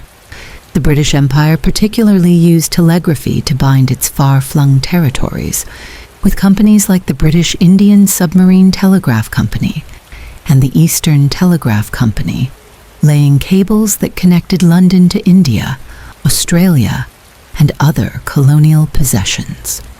By 1902, the British-dominated All Red Line could transmit messages to almost any part of the empire without passing through potentially hostile foreign territory. The most ambitious telegraph project was the transatlantic cable connecting North America to Europe. After several failed attempts, Cyrus Field's Atlantic Telegraph Company successfully laid a working cable in 1866, allowing messages to cross the ocean in minutes rather than the 10 days required for fast steamships. Queen Victoria's congratulatory message to President Andrew Johnson heralded a new era of international communication. The Queen congratulates the President on the successful completion of an undertaking which she hopes may serve as an additional bond of union between the United States and England. The economic impact of the telegraph was immediate and revolutionary. For the first time, markets in distant cities could operate with shared, near-current information. Before telegraphy, price differences for commodities in different locations were common because news of shortages or surpluses took days or weeks to travel. The telegraph created the first truly national markets, harmonizing prices across regions and enabling new forms of arbitrage and speculation. Financial services were transformed as stock exchanges connected by telegraph could operate as integrated markets. The Reuters news agency, originally founded to provide financial information via carrier pigeons, rapidly adapted to telegraph technology, using it to deliver pricing information to European financial centers. Paul Julius Reuter established his first telegraph office in London in 1851. Beginning the modern era of financial information services. The telegraph also revolutionized logistics and transportation. Railroads quickly adopted the technology to coordinate train movements, prevent collisions on single-track lines, and communicate between stations. Telegraph lines often followed railroad rights-of-way, creating mutually beneficial infrastructure networks. This symbiotic relationship was so strong that in many countries, including Britain, telegraph companies eventually merged with railway operations. One of the telegraph's most profound impacts came through standardizing time. Before telegraphy, cities and towns kept their own local time based on the sun's position. This created a chaotic patchwork. When it was noon in New York, it was 11:55 a.m. in Philadelphia and 12:12 p.m. in Boston. With instantaneous telegraph communication, these small differences became problematic, particularly for railroad scheduling, The solution was the creation of standard time zones, first adopted by British Railways in 1847 and later expanded to North America and globally. Without the telegraph, our modern concept of synchronized global time would have been impossible. Beyond its economic impacts, the telegraph transformed how people experienced the world. Newspapers, previously filled with weeks-old foreign news, could now report events from distant cities the day they occurred. During the American Civil War, telegraph reports allowed unprecedented coverage of battles, sometimes reaching northern newspapers while fighting was still underway. The Atlantic cable enabled British readers to follow Abraham Lincoln's assassination and its aftermath almost in real time, a shocking compression of information space-time for Victorian audiences. This acceleration of news created demand for new journalistic formats. The modern inverted pyramid style of news writing, placing the most important information first, developed partly in response to the high cost of telegraph transmission. Reporters sending stories via telegraph learned to prioritize essential facts in case the connection failed mid-transmission. Telegraph companies often charged by the word, encouraging concise writing and creating the terse, telegraphic style that influenced broader language use. New social practices emerged around the technology. Telegraph offices became important community hubs, especially in smaller towns, serving functions similar to internet cafes in the early web era. Telegram delivery boys became familiar urban figures, sometimes bringing joyous news of births or marriages, sometimes bearing tragic notifications of death. The singing telegrams of later decades were attempts to soften the association between telegrams and bad news. The telegraph enabled new forms of remote interaction, from business negotiations to courtship. Telegraph romances, relationships conducted entirely by wire between operators who never met in person, became common enough to feature in popular literature. In 1876, the New York Times reported on a telegraph wedding ceremony where the bride and groom, in different cities, exchanged vows via operators. These virtual relationships foreshadowed online dating by more than a century. The Victorian Internet even had its hackers and security concerns. Telegraph operators developed their own subculture with specialized slang and in-jokes transmitted during quiet periods, an early form of online community. Some operators became skilled at identity deception, impersonating others on the wire or sending false messages, activities that required significant technical knowledge, much like modern computer hacking. Criminal exploitation of the network emerged quickly. Stock fraud became more sophisticated, as telegraphed misinformation could move markets before being detected. During the American Civil War, wiretapping emerged as both Confederate and Union forces attempted to intercept enemy communications. Bookmakers used the telegraph's speed to operate interstate gambling operations, receiving race results before official announcements and placing bets at distant tracks. In response, Western Union implemented security practices, including message encryption and operator authentication procedures, early versions of cybersecurity protocols. As with our modern internet, the telegraph generated both utopian and dystopian predictions. Proponents claimed it would create global understanding and prevent wars by facilitating diplomatic communication. How can we fight people we're in constant contact with? They envisioned a world bound together by wires, where shared information would dissolve national prejudices and create universal brotherhood. The reality proved more complex. While the telegraph did enable faster diplomatic exchanges, it also created new pressures on international relations. Leaders had less time for reflection before responding to provocations, and public opinion, inflamed by telegraphed news, could limit diplomatic flexibility.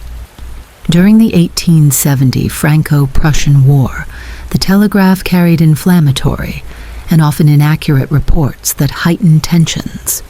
Far from preventing conflict, instantaneous communication sometimes accelerated it, a pattern repeated in our own era of social media-driven international crises. Religious interpretations of the telegraph abounded, with many seeing divine providence in humanity's new communication powers. Some preachers cited biblical passages seeming to prophesy the technology. Their line is gone out through all the earth, and their words to the end of the world. Psalm 19:4. Morse himself viewed his invention through a religious lens, choosing his biblical first message carefully, and later writing that the telegraph would allow the whole earth to be encompassed with the nerves of knowledge and sympathy. Like today's digital divide, access to telegraphic communication was unevenly distributed along lines of geography, class, and power. Urban areas, business centers, and colonial administrative hubs gained connectivity first, while rural regions and non-colonized territories remained disconnected. Telegraph messages were expensive. An Atlantic cable message cost approximately $5 per word, roughly $100 in today's currency, restricting routine use to governments, large businesses, and wealthy individuals. This access inequality reinforced existing power structures while creating new ones. Colonial powers used telegraph networks to strengthen administrative control over distant territories, rapidly transmitting orders and receiving intelligence. Business conglomerates leveraged information advantages for market dominance. Yet the technology also enabled some forms of resistance. Indian nationalists used the telegraph to coordinate anti-colonial activities, aware that British authorities monitored the same networks. The telegraph's dominance lasted approximately 100 years, from the 1840s through the 1940s, when telephony and radio gradually supplanted it for many applications. The technology declined not through failure, but through evolution and incorporation into newer systems. Telegraph companies became telephone companies. Undersea telegraph cables carried telephone signals, and the communication protocols developed for telegraphy influenced computer networking. Western Union sent its last telegram in 2006, marking the formal end of the technology's 162-year commercial history. What lessons does the Victorian Internet offer for understanding our current digital revolution? Several parallels stand out. First, both the telegraph and Internet emerged from combining existing technologies in novel ways rather than from single breakthrough inventions. The components of electrical telegraphy existed before Morse. What he provided was a practical implementation and commercialization path. Similarly, the Internet integrated existing computing and networking concepts into a transformative whole. Second, both technologies initially inspired utopian predictions that communication would automatically foster peace and understanding. The telegraph was supposed to make war obsolete. Early Internet evangelists claimed it would create a global community, transcending national divisions. In both cases, the reality proved more nuanced, as technologies amplified both human connection and human conflict. Third, both revolutions prompted concerns about information overload and attention fragmentation. Victorian commentators worried that the telegraph's constant news flow created a superficial understanding of events without context or reflection. Our modern anxieties about smartphone addiction and diminishing attention spans echo these 19th century concerns. Fourth, both technologies created new forms of vulnerability alongside their benefits. Telegraph lines could be cut during conflicts or natural disasters, causing communication blackouts. Submarine cables became strategic targets during wartime. These physical vulnerabilities parallel digital age concerns about cybersecurity and infrastructure resilience. Finally, both the telegraph and internet evolved through tension between centralized control and decentralized innovation. Telegraph networks began as competing systems before consolidation, created dominant players like Western Union. The internet has followed a similar pattern, with early openness gradually yielding to platform concentration among companies like Google, Amazon, and Meta. Perhaps the most important parallel is how both technologies transformed human perceptions of distance and time. Before the telegraph, physical space imposed absolute limits on communication speed. Afterward, information could travel almost instantly regardless of distance, a change that required significant psychological adjustment. Messages that once took weeks could now receive responses in hours or minutes. The telegraph initiated the long process of space-time compression that continues in our digital era. Yet there are also critical differences. The telegraph remained a mediated technology. Ordinary users could not directly send messages but relied on trained operators. Its high cost restricted casual use, making it primarily a technology of institutions rather than individuals. And telegraph communications were mostly public, with operators and other intermediaries having access to message content, a stark contrast to our expectations of digital privacy. Most significantly, the telegraph primarily transmitted text, while the Internet's multimedia capabilities allow sharing images, audio, video, and interactive experiences. This difference isn't merely technical, but transforms the emotional and social impact of communication. A telegraph description of a distant event cannot match the visceral impact of video footage. A qualitative shift in how we experience distant realities. The story of the Victorian Internet reminds us that revolutionary technologies rarely arrive without precedent or warning. Each communication breakthrough, from writing to printing to telegraphy to the Internet, has inspired similar patterns of initial euphoria, subsequent disillusionment, moral panic, exploitation, and eventual normalization. Recognizing these recurring patterns helps us approach current technological disruptions with greater historical perspective. As we navigate today's digital transformation, the telegraph's history offers both reassurance and caution. Reassurance that societies have successfully adapted to communication revolutions before, integrating radical new capabilities into their social, economic, and political systems. Caution that technological connectivity alone cannot resolve human conflicts or power imbalances, and may sometimes exacerbate them. The most enduring lesson is that communication technologies reflect and amplify human intentions, rather than transforming them.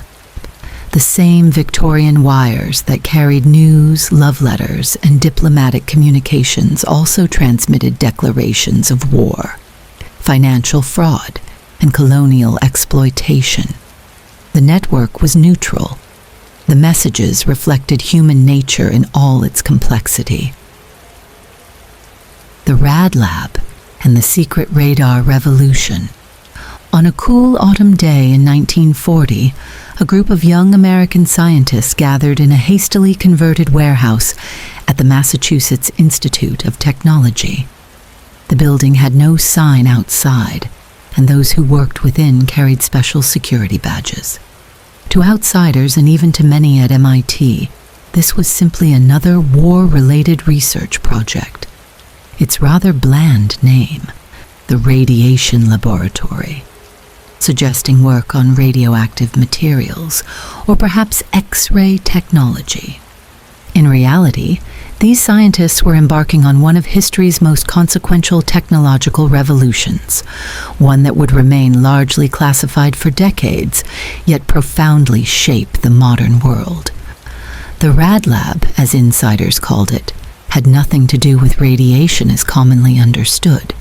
Instead, it focused on a then obscure technology that the British had desperately shared with their American allies: radar. Inside the laboratory's walls, nearly 4,000 scientists and engineers would eventually work at a feverish pace to develop new forms of radar that could detect submarines beneath the ocean's surface, guide bombers through cloud cover to their targets, allow fighter planes to see enemy aircraft at night, and provide early warning of approaching threats across vast distances. This work would not only help turn the tide of World War II, but would also lay the foundations for modern aviation, weather forecasting, space exploration, and countless consumer technologies, from microwave ovens to advanced medical imaging. Yet for all its significance, the Rad Lab story has remained overshadowed by the more dramatic narrative of the Manhattan Project and atomic weapons development. This vital technology revolution, arguably more important to winning the war and certainly more beneficial to post-war civilian life, unfolded in relative obscurity. Its pioneers celebrated far less than their counterparts in nuclear physics. This is the story of how a band of brilliant young scientists working in secrecy and against almost impossible deadlines changed the course of warfare and inadvertently shaped our modern technological landscape. To understand the Rad Lab's significance, we must first understand radar's pivotal role in World War II. In its simplest form, radar uses radio waves to detect distant objects, transmitting a pulse of energy that bounces off targets and returns to a receiver, providing information about direction, distance, and movement. Though conceptually straightforward, creating effective radar systems required solving immense technical challenges involving wave generation, precise timing, signal processing, and display technologies. By 1940, Britain had deployed a basic chain of radar stations that proved crucial during the Battle of Britain, providing early warning of approaching German bombers. Yet these early systems were limited in range, accuracy, and portability. Most critically, their long wavelengths, measured in meters, couldn't detect smaller targets like submarine periscopes or provide the precision needed for accurate targeting. The technological breakthrough came from an unlikely source, a small vacuum tube device called a cavity magnetron, developed by British physicists John Randall and Harry Boot at the University of Birmingham in February 1940. This unassuming invention could generate microwave radiation at unprecedented power levels, thousands of watts, rather than the tens of watts possible with previous technology, and at much shorter wavelengths measured in centimeters rather than meters. The implications were revolutionary. Shorter wavelength radar could detect much smaller objects, provide greater precision, and be packaged into dramatically smaller units that could fit aboard aircraft or ships. The British, already stretched thin by the war effort, realized they lacked the industrial and scientific capacity to fully develop this technology while fighting for survival. In one of history's most consequential technology transfers, they decided to share the magnetron with the United States, hoping American scientific and manufacturing might could turn theoretical potential into battlefield reality. In late August 1940, a group of British scientists led by Sir Henry Tizard arrived in Washington carrying a black box containing Britain's most precious scientific secrets, including the cavity magnetron, After demonstrations in Washington, the decision was made to establish a new laboratory dedicated specifically to microwave radar development. MIT was selected as the site, with physicist Lee Dubridge appointed as director. What followed was an extraordinary high-speed scientific mobilization. The laboratory grew from a handful of physicists to thousands of researchers in months, recruiting the brightest young scientists from universities across the country. The demographics were unusual for the era. Predominantly young, average age around 26, academically brilliant, including future Nobel laureates, and notably diverse in background, including many Jewish scientists who had few opportunities in industry due to prevailing anti-Semitism. The Rad Lab's organizational structure broke with tradition. Despite military funding and wartime pressure, it maintained a remarkably open, collaborative environment, more reminiscent of a university physics department than a hierarchical military project. Teams were organized around specific applications: airborne interception, ground-based defense, naval systems, with scientists free to share ideas across groups. This flat structure, combined with the urgency of wartime needs, created a uniquely productive scientific environment where innovation flourished. The technical challenges were immense. Creating effective microwave radar systems required advances in nearly every aspect of electronics, from power supplies to receivers, signal processing to display technologies. The Rad Lab had to develop entirely new components, manufacturing techniques, and testing methods, often inventing equipment to build and measure devices that had never existed before. Among the most significant innovations was the strapped magnetron, an improved version of the original British device that increased power output and reliability. The lab also pioneered the duplexer, a switch allowing a single antenna to both transmit and receive signals, and developed the plan position indicator, PPI display, the circular sweeping radar screen now iconic in popular culture. By 1941, the first Rad Lab systems were reaching the field, with increasingly specialized variants following rapidly. Among the most consequential were the SCR-584 gun-laying radar, which revolutionized anti-aircraft defense by automatically tracking enemy planes and directing gun aim, proving devastating against German V-1 flying bombs later in the war. Airborne intercept radar, allowing Allied fighter planes to locate enemy aircraft at night or in clouds, effectively ending the threat of German night bombing campaigns.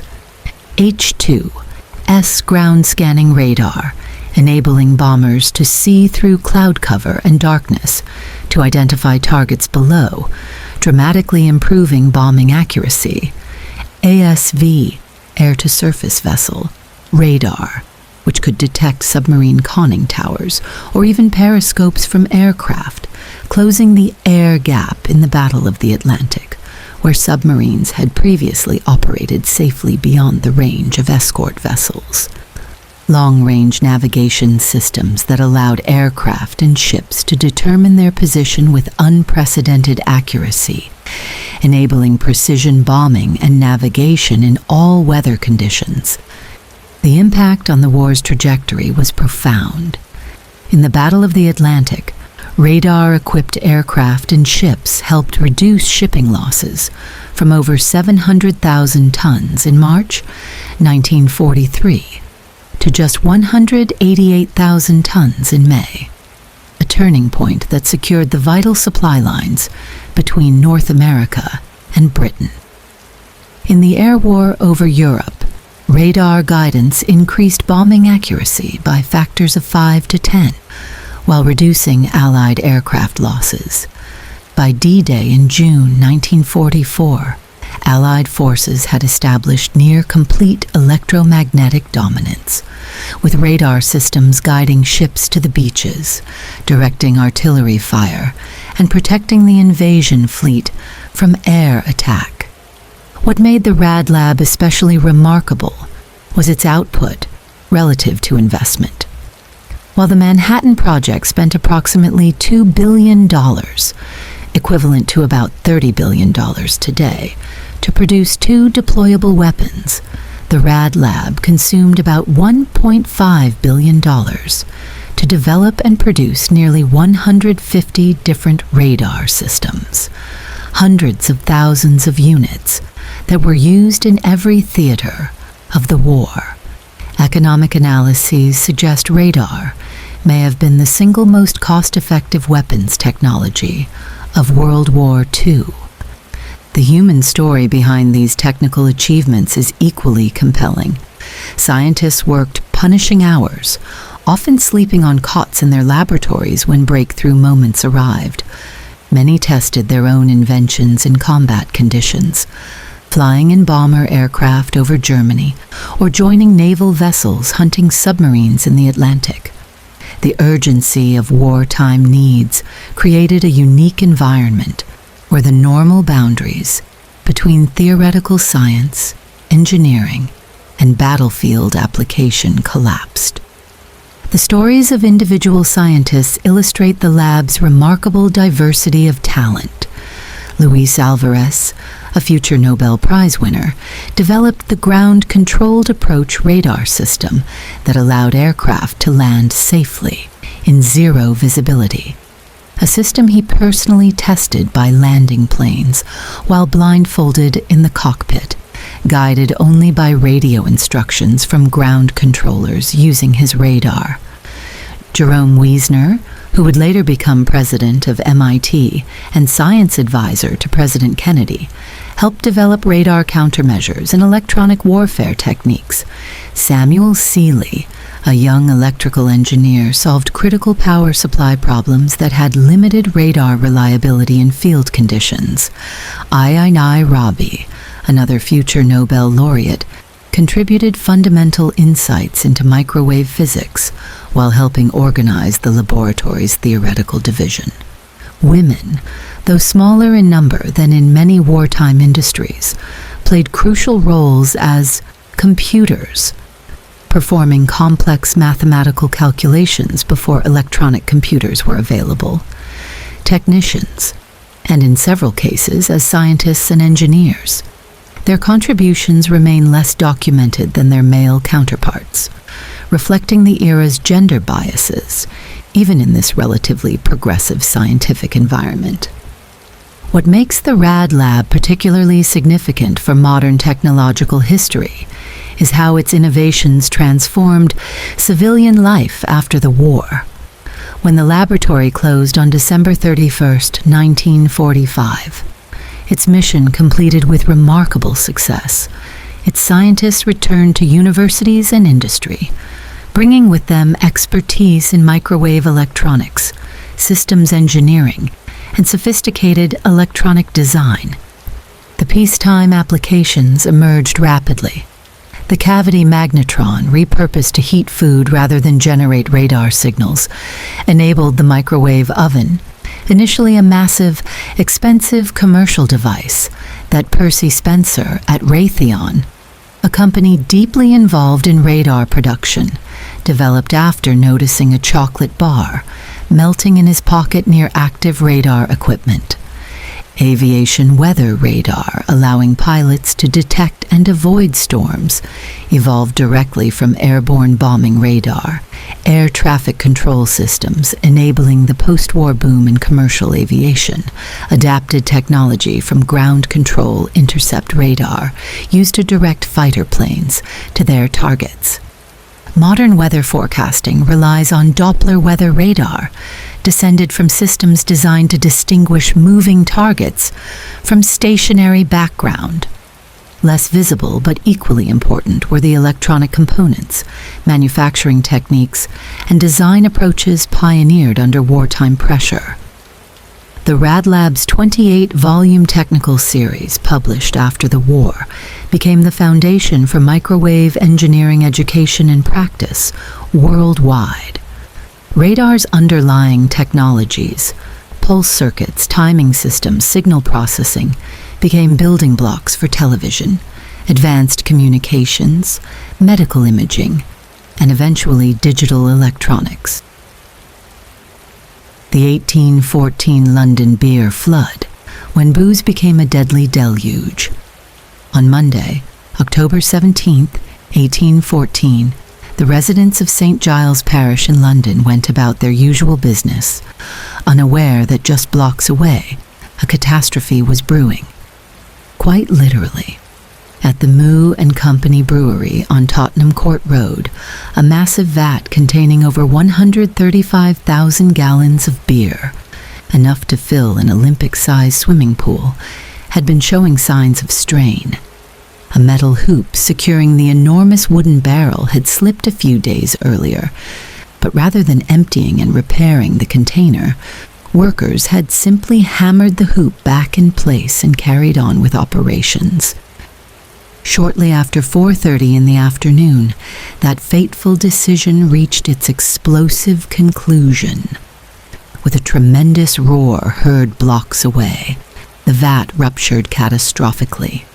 The massive pressure wave caused by the initial failure damaged surrounding vats, creating a cascading effect that ultimately released over 323,000 gallons of porter beer, nearly 1.5 million liters, in a devastating tsunami of alcohol that smashed through the brewery walls and poured into the streets of one of London's poorest neighborhoods. The resulting flood claimed 8 lives, destroyed homes, and created one of history's strangest disasters, an industrial accident involving an alcoholic beverage that, despite its tragic consequences, has been largely forgotten beyond London's historical circles. Yet this peculiar catastrophe reveals much about early industrial London, the economics of brewing, and the vast disparities in living conditions between the city's commercial interests and its impoverished residents. It also stands as an early example of an industrial accident where corporate interests largely avoided responsibility for the devastating consequences of their negligence. To understand how such a bizarre disaster could occur requires understanding the scale of London's brewing industry in the early 19th century. Beer was not merely a popular beverage. It was a fundamental part of daily nutrition. Water supplies were often contaminated and unsafe, while the alcohol and brewing process made beer a reliably potable alternative. The average Londoner consumed an estimated quart of beer daily, creating enormous demand that massive breweries worked to meet. The Horseshoe Brewery, operated by Moo and Company on Tottenham Court Road, was among London's industrial beer-making giants. Founded in 1764, it had expanded to satisfy the city's seemingly unquenchable thirst, installing progressively larger wooden vats to ferment and store their principal product, a dark, heavy porter beer popular among London's working classes. The brewery dominated its neighborhood, covering nearly an acre with its industrial apparatus, towers, and massive storage vessels. The particular vat that failed that October afternoon was a behemoth, even by brewery standards, 22 feet tall and capable of holding 3,555 barrels of beer. It had been installed in 1795, nearly 20 years before the disaster, and was one of several enormous wooden vats bound with iron hoops that towered over the surrounding buildings. These massive containers were not merely functional, but promotional. Their extraordinary size was a point of pride for their owners, a physical demonstration of the brewery's industrial might. When the vat failed, the impact was immediate and devastating. The massive wave of beer, weighing over 1,300 tons, smashed through the brick walls of the brewery building with the force of a tsunami, sending a torrent 15 feet high into the surrounding streets.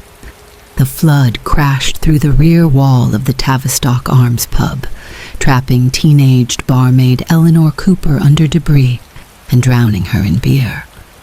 The deluge then poured down New Street into a particularly impoverished area known as the Irish Rookery of St. Giles, a slum neighborhood where multiple families often occupied single cellars beneath tenement buildings.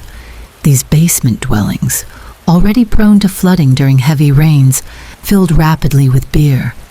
The inhabitants, many of whom were gathered for a wake for a 2-year-old boy, had no warning and no escape route as the beer crashed through doors and windows. Among the flood's victims were a mother and daughter, Mary and Hannah Banfield, who were taking tea in their basement room when the wave hit. In another cellar dwelling, 5 mourners at the child's wake, Anne Saville and her son, Elizabeth Smith, Catherine Butler, and Mary Mulvey, were all swept away by the tide of beer. The final death toll of 8 might have been substantially higher had the disaster occurred later in the evening when more residents would have been at home. The immediate aftermath combined tragedy with absurdity. Crowds gathered at the scene, some to help with rescue efforts, others to capitalize on the situation. As survivors were pulled from flooded cellars and bodies recovered, some onlookers began collecting the free-flowing beer in pots, pans, and any available containers. According to newspaper accounts, within an hour or 2 after the disaster happened, the news had spread all over London, and thousands of persons of both sexes flocked to the spot to witness the scene, many of whom were induced, from idle curiosity, to taste of the liquor.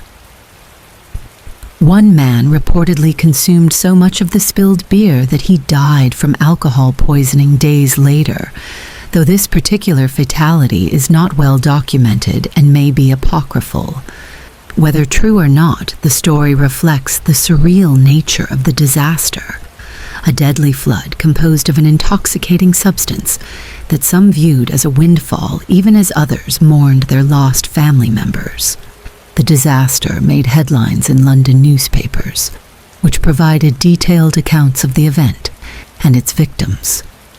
The Morning Post reported, "The bursting of the brewhouse vat resembled the report of a volcano, and the eruption of the beer from it was not unlike the mountain torrent carrying everything before it." Reports also described the heroic efforts of rescuers.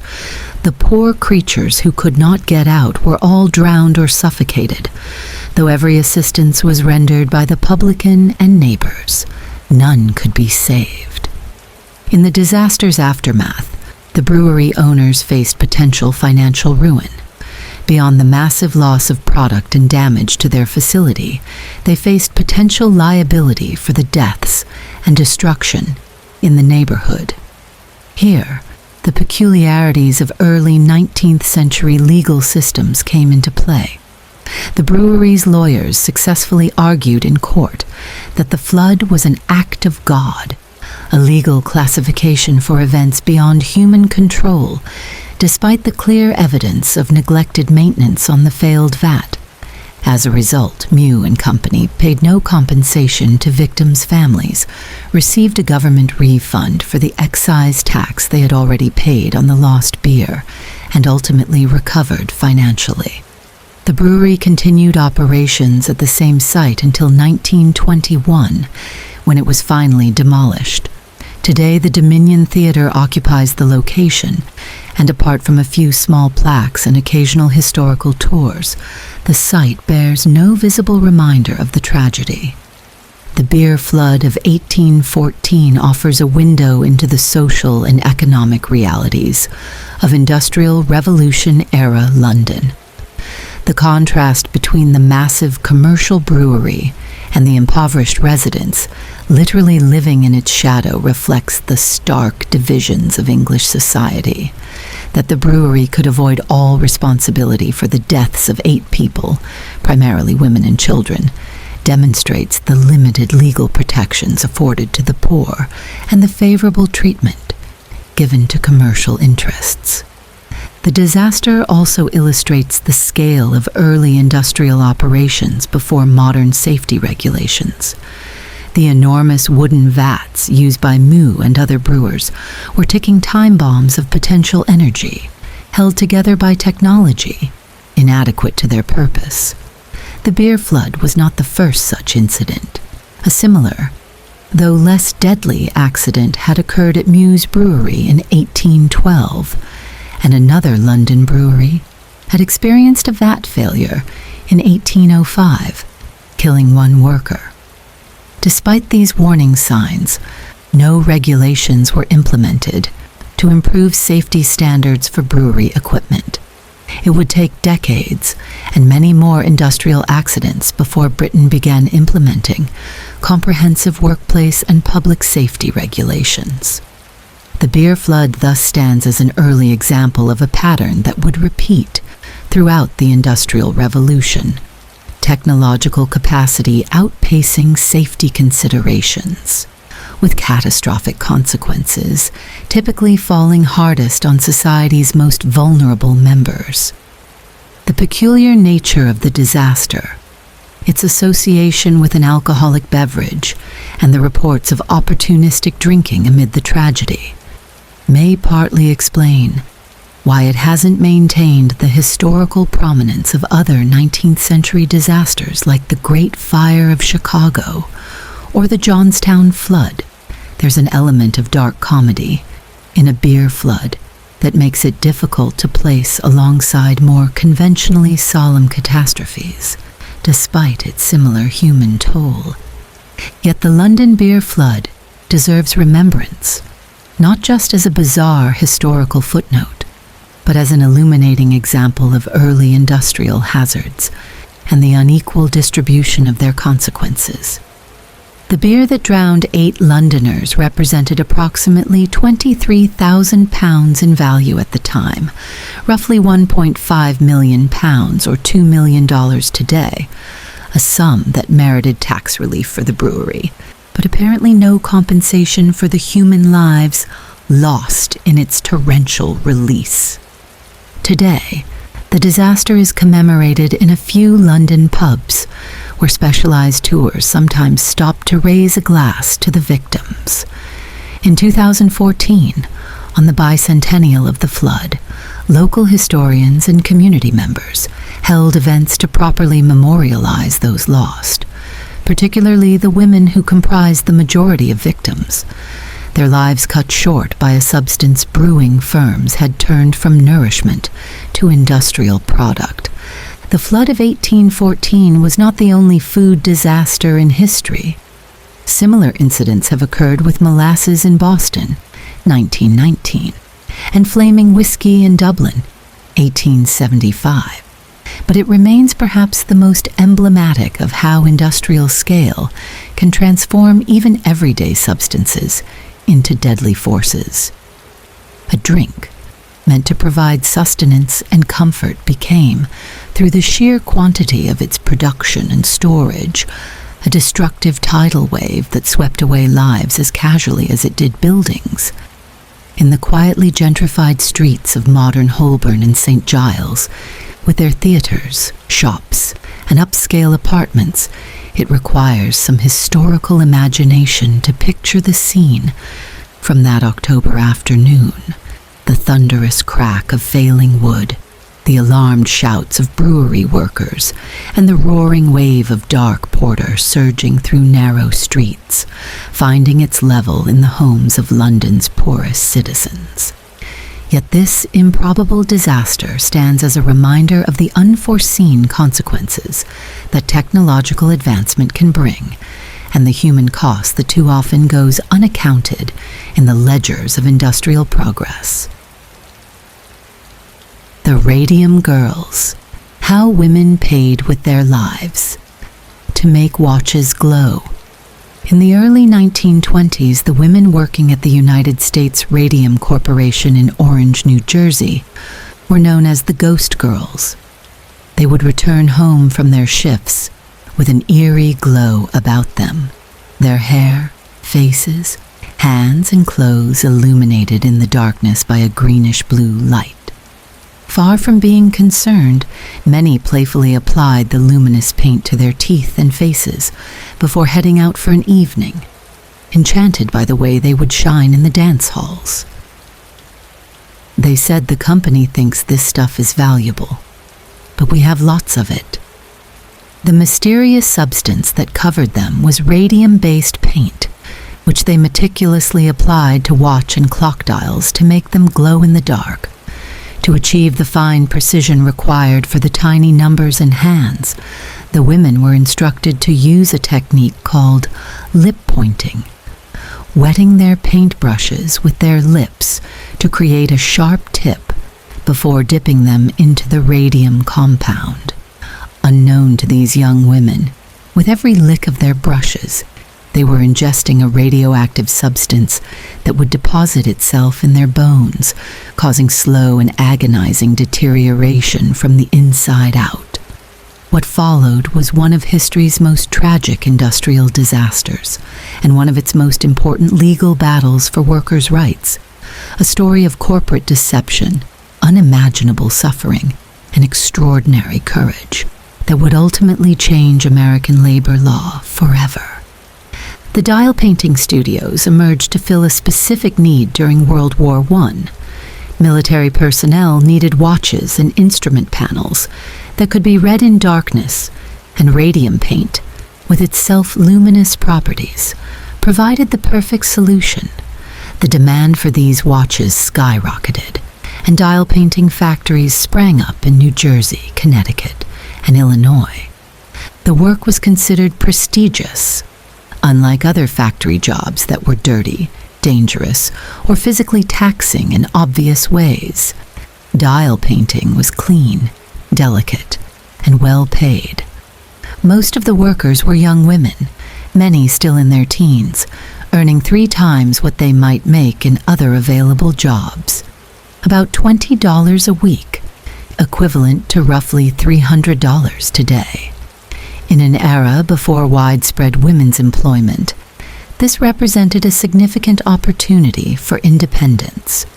The U.S. Radium Corporation, like other companies using radium, actively promoted the substance as healthful rather than harmful. Radium was the wonder element of the age, marketed in tonics, cosmetics, and health treatments for everything from arthritis to impotence. Physicians prescribed Radithor, a radium-infused water, for its supposed curative properties.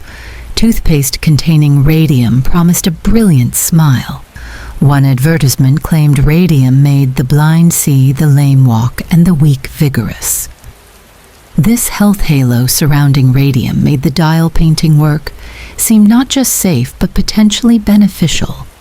Company scientists and executives took pains to reinforce this image, telling the women that radium would put roses in their cheeks. Yet these same company officials took extensive precautions in their own work with radium, using lead screens, tongs, and masks when handling the substance, protections never offered to the dial painters. The first signs of trouble appeared gradually. In 1922, Molly Maggia, a former dial painter from the Orange factory, began experiencing severe tooth pain. Her dentist extracted one aching tooth, but the socket failed to heal, instead developing a pustulant sore that wouldn't close. Soon more teeth had to be removed as her gums weakened. The mysterious infection spread throughout her mouth, eating away her jawbone until pieces of it could be lifted out without surgical instruments. By May 1922, the infection had spread through her jugular vein into her throat, leaving gaping holes in the sides of her neck. She died at age 24, her death certificate listing the cause as syphilis, a misdiagnosis that added the insult of moral judgment to her physical suffering. Similar cases followed. Young women who had been vibrant and healthy began losing teeth, developing stubborn sores, suffering from constant pain, and experiencing mysterious fractures in their arms, legs, and spines. Many were misdiagnosed with conditions ranging from rheumatism to venereal disease, their reputations tarnished along with their health. Grace Fryer, who had begun dial painting at age 18, noticed her teeth loosening in 1923, followed by severe back pain that eventually left her unable to walk without a cane. Quinta MacDonald's jaw became so fragile that a dentist could remove pieces by hand. Albina Larice had to support her deteriorating jawbone with a piece of wire to prevent it from collapsing entirely. By 1924, 9 former dial painters had died, but the connection to their occupation remained officially unacknowledged. U.S. Radium's president, Arthur Roeder, continued to insist publicly that radium posed no health risks, even as his own company's internal documents later revealed they had known of the dangers as early as 1921. The turning point came when Dr. Harrison Martland, chief medical examiner of Essex County, New Jersey, developed an interest in the dial painter's cases. Using a newly developed test, he confirmed the presence of radioactivity in the women's bones and tissues. His groundbreaking 1925 article in the Journal of the American Medical Association established that radium, unlike external radiation, was uniquely destructive when ingested because it behaved chemically like calcium, being deposited in bones where it destroyed tissue from within. Later research would establish that radium has a half-life of 1,600 years, meaning that once in the body, its damaging effects would continue indefinitely. The discovery was devastating for the affected women. Not only were they facing excruciating deaths, but they learned these deaths could have been prevented had the companies disclosed known risks. The betrayal was compounded when internal company memos revealed that U.S. Radium Corporation had commissioned studies on the effects of radium as early as 1921, but kept the results secret, even as they continued to hire new dial painters and maintained the lip-pointing technique. In 1927, facing rapidly deteriorating health and mounting medical bills, 5 former Orange factory workers, Grace Fryer, Edna Hussman, Catherine Schaub, and sisters Quinta MacDonald and Albina Larice, decided to sue U.S. Radium. Their quest for justice faced immediate obstacles. The women struggled to find attorneys willing to take their case, as the Radium Company was powerful and well-connected. Many attorneys feared the opposition or believed the case had limited chance of success due to statute of limitation issues. The women's salvation came in the form of Raymond Barry, a young lawyer who agreed to represent them despite the challenges. When they finally got to court, they faced a company deploying every possible legal maneuver to avoid responsibility. U.S. Radium's attorneys argued that the statute of limitations had expired, that the women had assumed work-related risks, and even that their conditions were caused by syphilis rather than radiation poisoning. The corporation's most cynical strategy was delay. Aware that their former employees were dying, company lawyers repeatedly sought postponements, hoping the women would not live to see their case concluded. Indeed, during the delays, the women's conditions worsened dramatically. When they finally appeared in court in April 1928, the sight of the 5 plaintiffs shocked onlookers. Grace Fryer, not yet 30, was required to wear a back brace and could barely walk. Others arrived on stretchers. All showed visible evidence of their deteriorating bones and tissues. The women's plight garnered national media attention. Newspaper headlines described their suffering in vivid detail, turning public opinion firmly against U.S. Radium. Walter Lippmann, one of America's most influential journalists, wrote a scathing piece titled "The Radium Girls" in the New York World, helping to cement this name in the public consciousness. Facing mounting public pressure and the damning testimony of scientific experts, U.S. Radium finally agreed to a settlement in June 1928. Each of the 5 women received $10,000, equivalent to about $150,000 today, and a $600 annual pension for life, plus coverage of all medical expenses related to their condition. Given their short life expectancies, the company calculated this as an acceptable financial loss. The settlement, while less than the women had sought, represented a significant legal victory.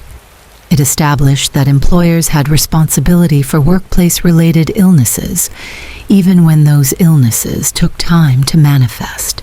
It helped establish the scientific link between radiation exposure and bone disease. Perhaps most importantly, it brought public attention to the larger issue of workplace safety and the need for stronger protections for industrial workers. The impact of the Radium Girls case extended far beyond the individuals directly involved. Similar lawsuits followed from dial painters at factories in Ottawa, Illinois, and Waterbury, Connecticut. The scientific understanding of radiation's dangers developed through studying the women's cases led to the establishment of new safety standards for handling radioactive materials. Their suffering directly influenced the creation of the Occupational Safety and Health Administration, OSHA, and other worker protection regulations. For the women themselves, justice came too late to save their lives. Grace Fryer died in 1933 at age 34, having used her settlement money to fund a trip to Canada and to help care for others suffering from radium poisoning. Quinta MacDonald died the same year. Edna Hussman survived until 1939, Albina Larice until 1946, and Catherine Schaub, the last of the 5 original plaintiffs, died in 1953. The dial painting industry continued, though with significant changes in practices. Lip pointing was abandoned, workers were provided protective equipment, and eventually, less dangerous luminous compounds replaced radium. However, the damage had been done. Approximately 4,000 women had worked as dial painters during the height of the industry, and while exact figures are unknown, hundreds are believed to have suffered from radiation-related illnesses. The scientific legacy of the Radium Girls extends even beyond workplace safety. Their cases provided some of the first clear evidence of radiation's long-term effects on the human body, influencing everything from nuclear medicine to radiation therapy protocols. In a grim but valuable scientific aftermath, many of the women's remains are still radioactive today, allowing researchers to continue studying the long-term effects of radium exposure. The personal stories of the Radium Girls reveal both the darkest and brightest aspects of human nature. The corporate executives, who knowingly exposed young women to deadly substances while protecting themselves, represent a profound moral failure driven by profit motive and callous disregard for human life. Conversely, the courage shown by women like Grace Fryer, fighting for justice while their bodies literally disintegrated, demonstrates extraordinary resilience and dignity. Perhaps most striking about the Radium Girls' story is how thoroughly the companies involved attempted to silence them and erase their experiences. Beyond the legal maneuvers and delays, U.S. Radium and similar companies engaged in aggressive campaigns to discredit the women's claims, pressured doctors to misdiagnose their conditions, and fought to keep internal documents secret. Had these efforts succeeded, the women would have died in obscurity, their suffering unacknowledged and its causes unaddressed. That we know their story at all is testament to their persistence, and to allies like Dr. Martland, attorney Raymond Barry, and journalists who amplified their voices. Their legacy lives on, not just in workplace safety regulations and radiation protection standards, but in subsequent movements for workers' rights and corporate accountability.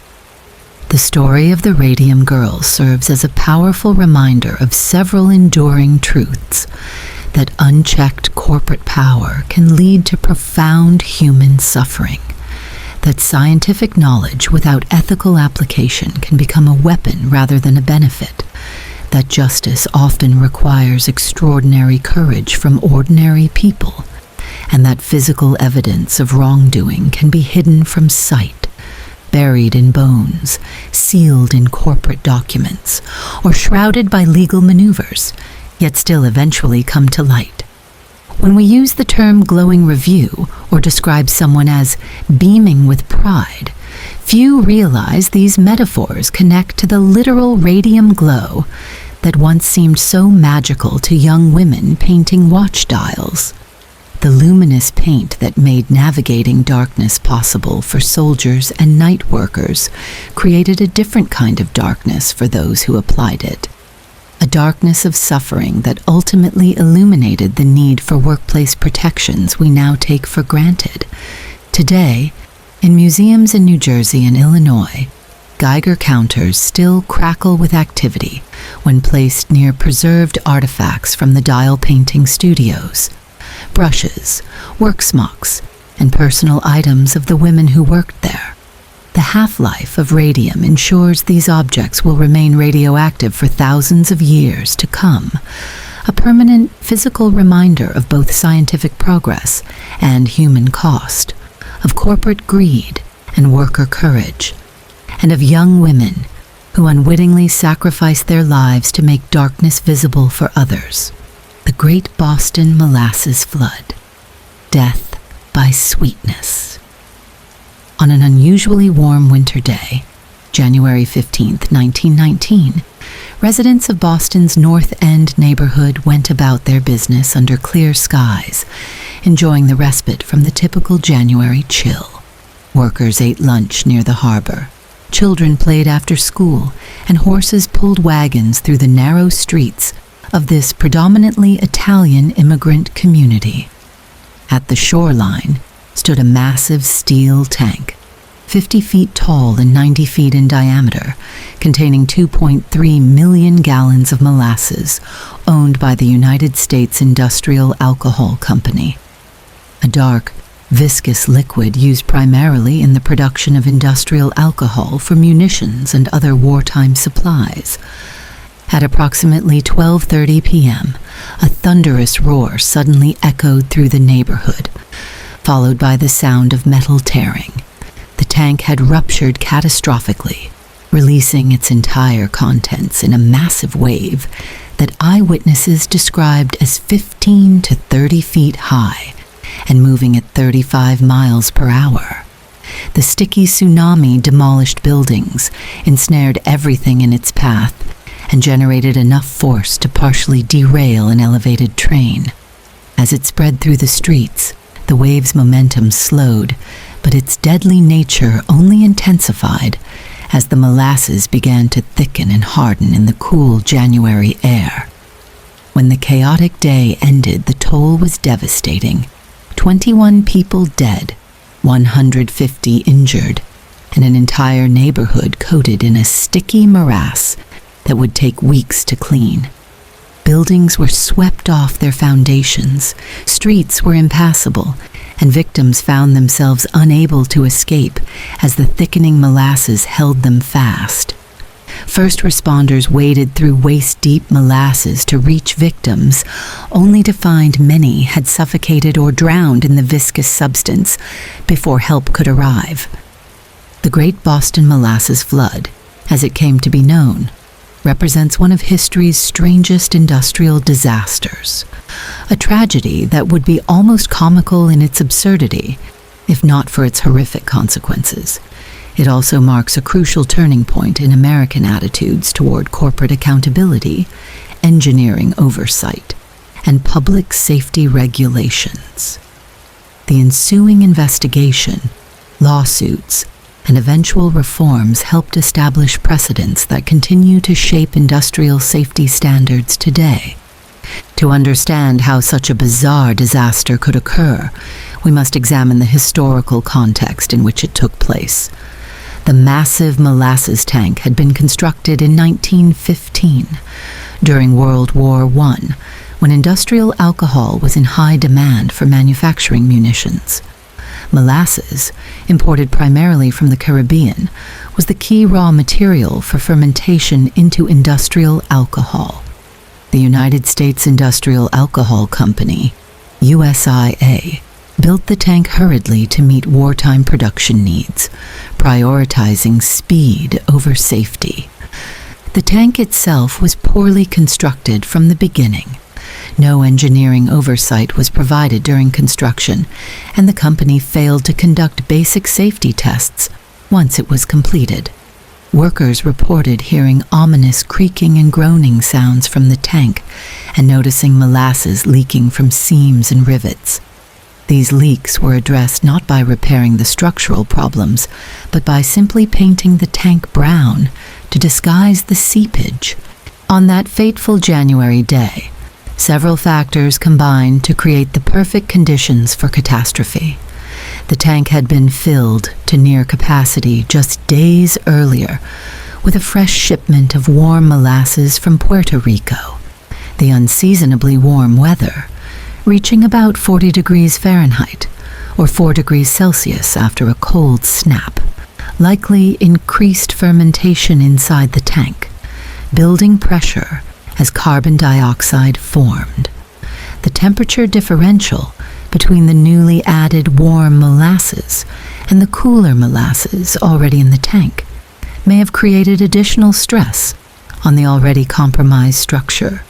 When the tank finally gave way, witnesses reported a sound like machine gun fire as millions of rivets popped simultaneously. The front wall of the tank peeled away, unleashing a wave of molasses with tremendous force. Physics explains the surprising speed and power of this sticky flood. Molasses is much denser than water, giving it substantially more destructive force when in motion. The human toll was immediate and horrific. Some victims were crushed by the initial wave, while others became trapped in the thickening substance. Rescue workers described pulling bodies so coated in molasses they were unrecognizable. One man, trapped chest deep, held his arms above the molasses for hours until rescuers could reach him. A truck driver was swept away in his vehicle, which was later found crushed against a building with his body inside. Among the dead was firefighter George Lay, killed when the firehouse collapsed under the force of the wave. Bridget Clouherty, who had sent her son out for firewood moments before, was killed when her home collapsed around her. Most heartbreaking were the child victims, including Maria D'Estasio and her 2 brothers, who had been collecting firewood near the tank when it burst. The entire north end was transformed into a sticky disaster zone that defied conventional cleanup methods. Salt water from fire hoses proved most effective at diluting the molasses, and eventually, the harbor itself was brown with the substance as it was washed into the water. The cleanup took weeks, with sand spread on the streets to provide traction. For months afterward, Boston residents found molasses in unexpected places: on trolley seats, in basement corners, on clothing and shoes.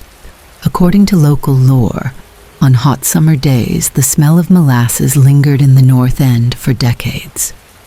In the disaster's aftermath, more than 100 lawsuits were filed against the United States Industrial Alcohol Company. The legal battle that followed became one of the milestone cases in American corporate liability law.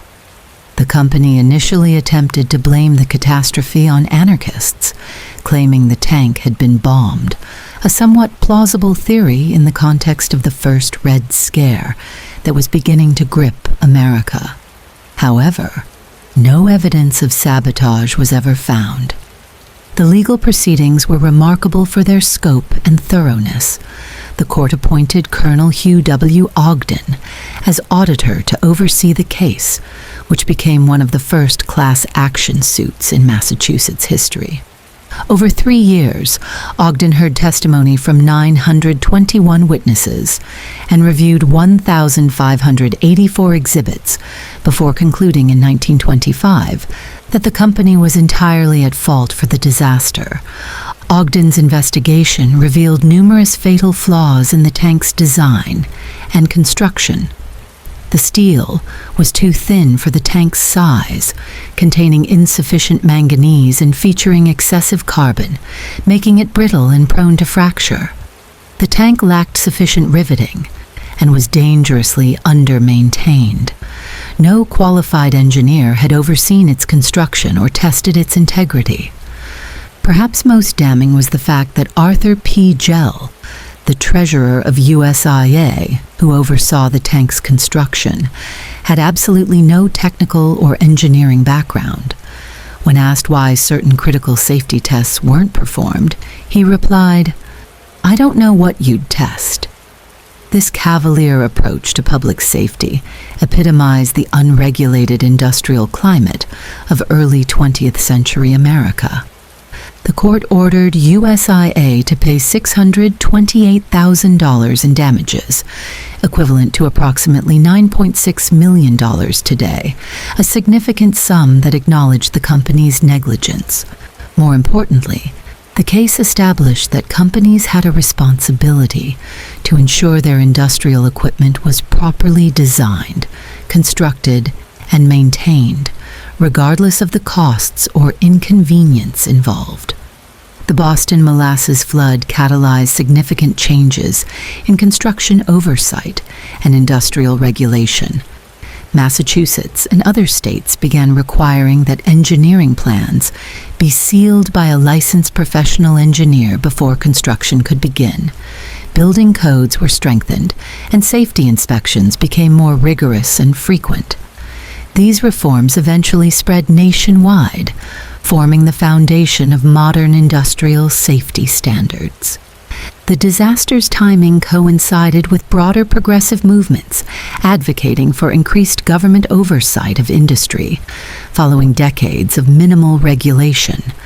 Coming just after World War I, and during a period of social reform, the Molasses flood became a powerful symbol of corporate negligence and the need for greater accountability.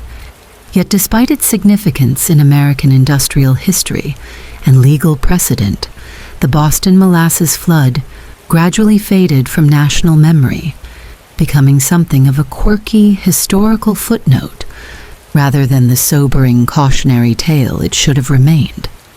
The disaster's unusual nature, dying by molasses, seems almost cartoonish, has sometimes obscured its serious lessons about public safety and corporate responsibility. The North End neighborhood itself was permanently altered by the disaster. Already a densely populated immigrant community facing discrimination and challenging living conditions, the area suffered severe infrastructural damage. Some displaced residents never returned. The tank was never rebuilt, and the site eventually became a recreational complex, featuring a baseball field, though few visitors today realize they're playing on the location of such a tragic event. For the families of victims, the physical and emotional toll extended far beyond the immediate aftermath. Many survivors suffered from what we would now recognize as post-traumatic stress disorder. Children who witnessed the disaster or lost family members carried psychological scars throughout their lives. Financial compensation, when it finally came years later, could never adequately address these deeper impacts. Perhaps the most poignant aspect of the disaster is how preventable it was. Had basic engineering standards been followed, had worker concerns about leaks been heeded, had corporate profit not superseded public safety, 21 lives would not have been lost in such a bizarre and terrifying manner. Each death represented not just a personal tragedy, but a failure of the systems meant to protect citizens from industrial hazards. The scientific understanding of why the tank failed has continued to evolve. Modern analysis suggests that the tank's steel walls may have been especially vulnerable to the particular stress caused by molasses. The steel contained a low percentage of manganese, making it more brittle, especially in the presence of certain chemical compounds found in molasses. This chemical interaction, combined with cycles of filling and emptying that stressed the tank walls, created the perfect conditions for catastrophic failure. A century later, the Boston molasses flood offers important lessons that remain relevant. The disaster demonstrates how cascading failures can occur when safety is compromised for expediency or profit. It illustrates the devastating consequences when concerns raised by workers on the ground are ignored by management. And it reminds us that even the most unusual or seemingly unlikely risks deserve serious consideration when public safety is at stake. Today, a small plaque on Commercial Street represents the only physical memorial to the disaster. It reads simply, "On January 15th, 1919, a molasses tank at 529 Commercial Street exploded under pressure, killing 21 people and injuring 150 others. This tragedy caused widespread damage and forever changed the North End neighborhood. This understated commemoration belies the disaster's true significance. The Great Boston Molasses Flood stands as a powerful reminder that industrial accidents are rarely truly accidents, but rather the predictable results of negligence, corner-cutting, and prioritizing profit over people. As we continue to grapple with questions of corporate responsibility and public safety in our own time, this strange disaster from a century ago offers wisdom hard-won through one of history's most unusual tragedies, a day when death came not by fire or water, but by an unstoppable wave of sweetness.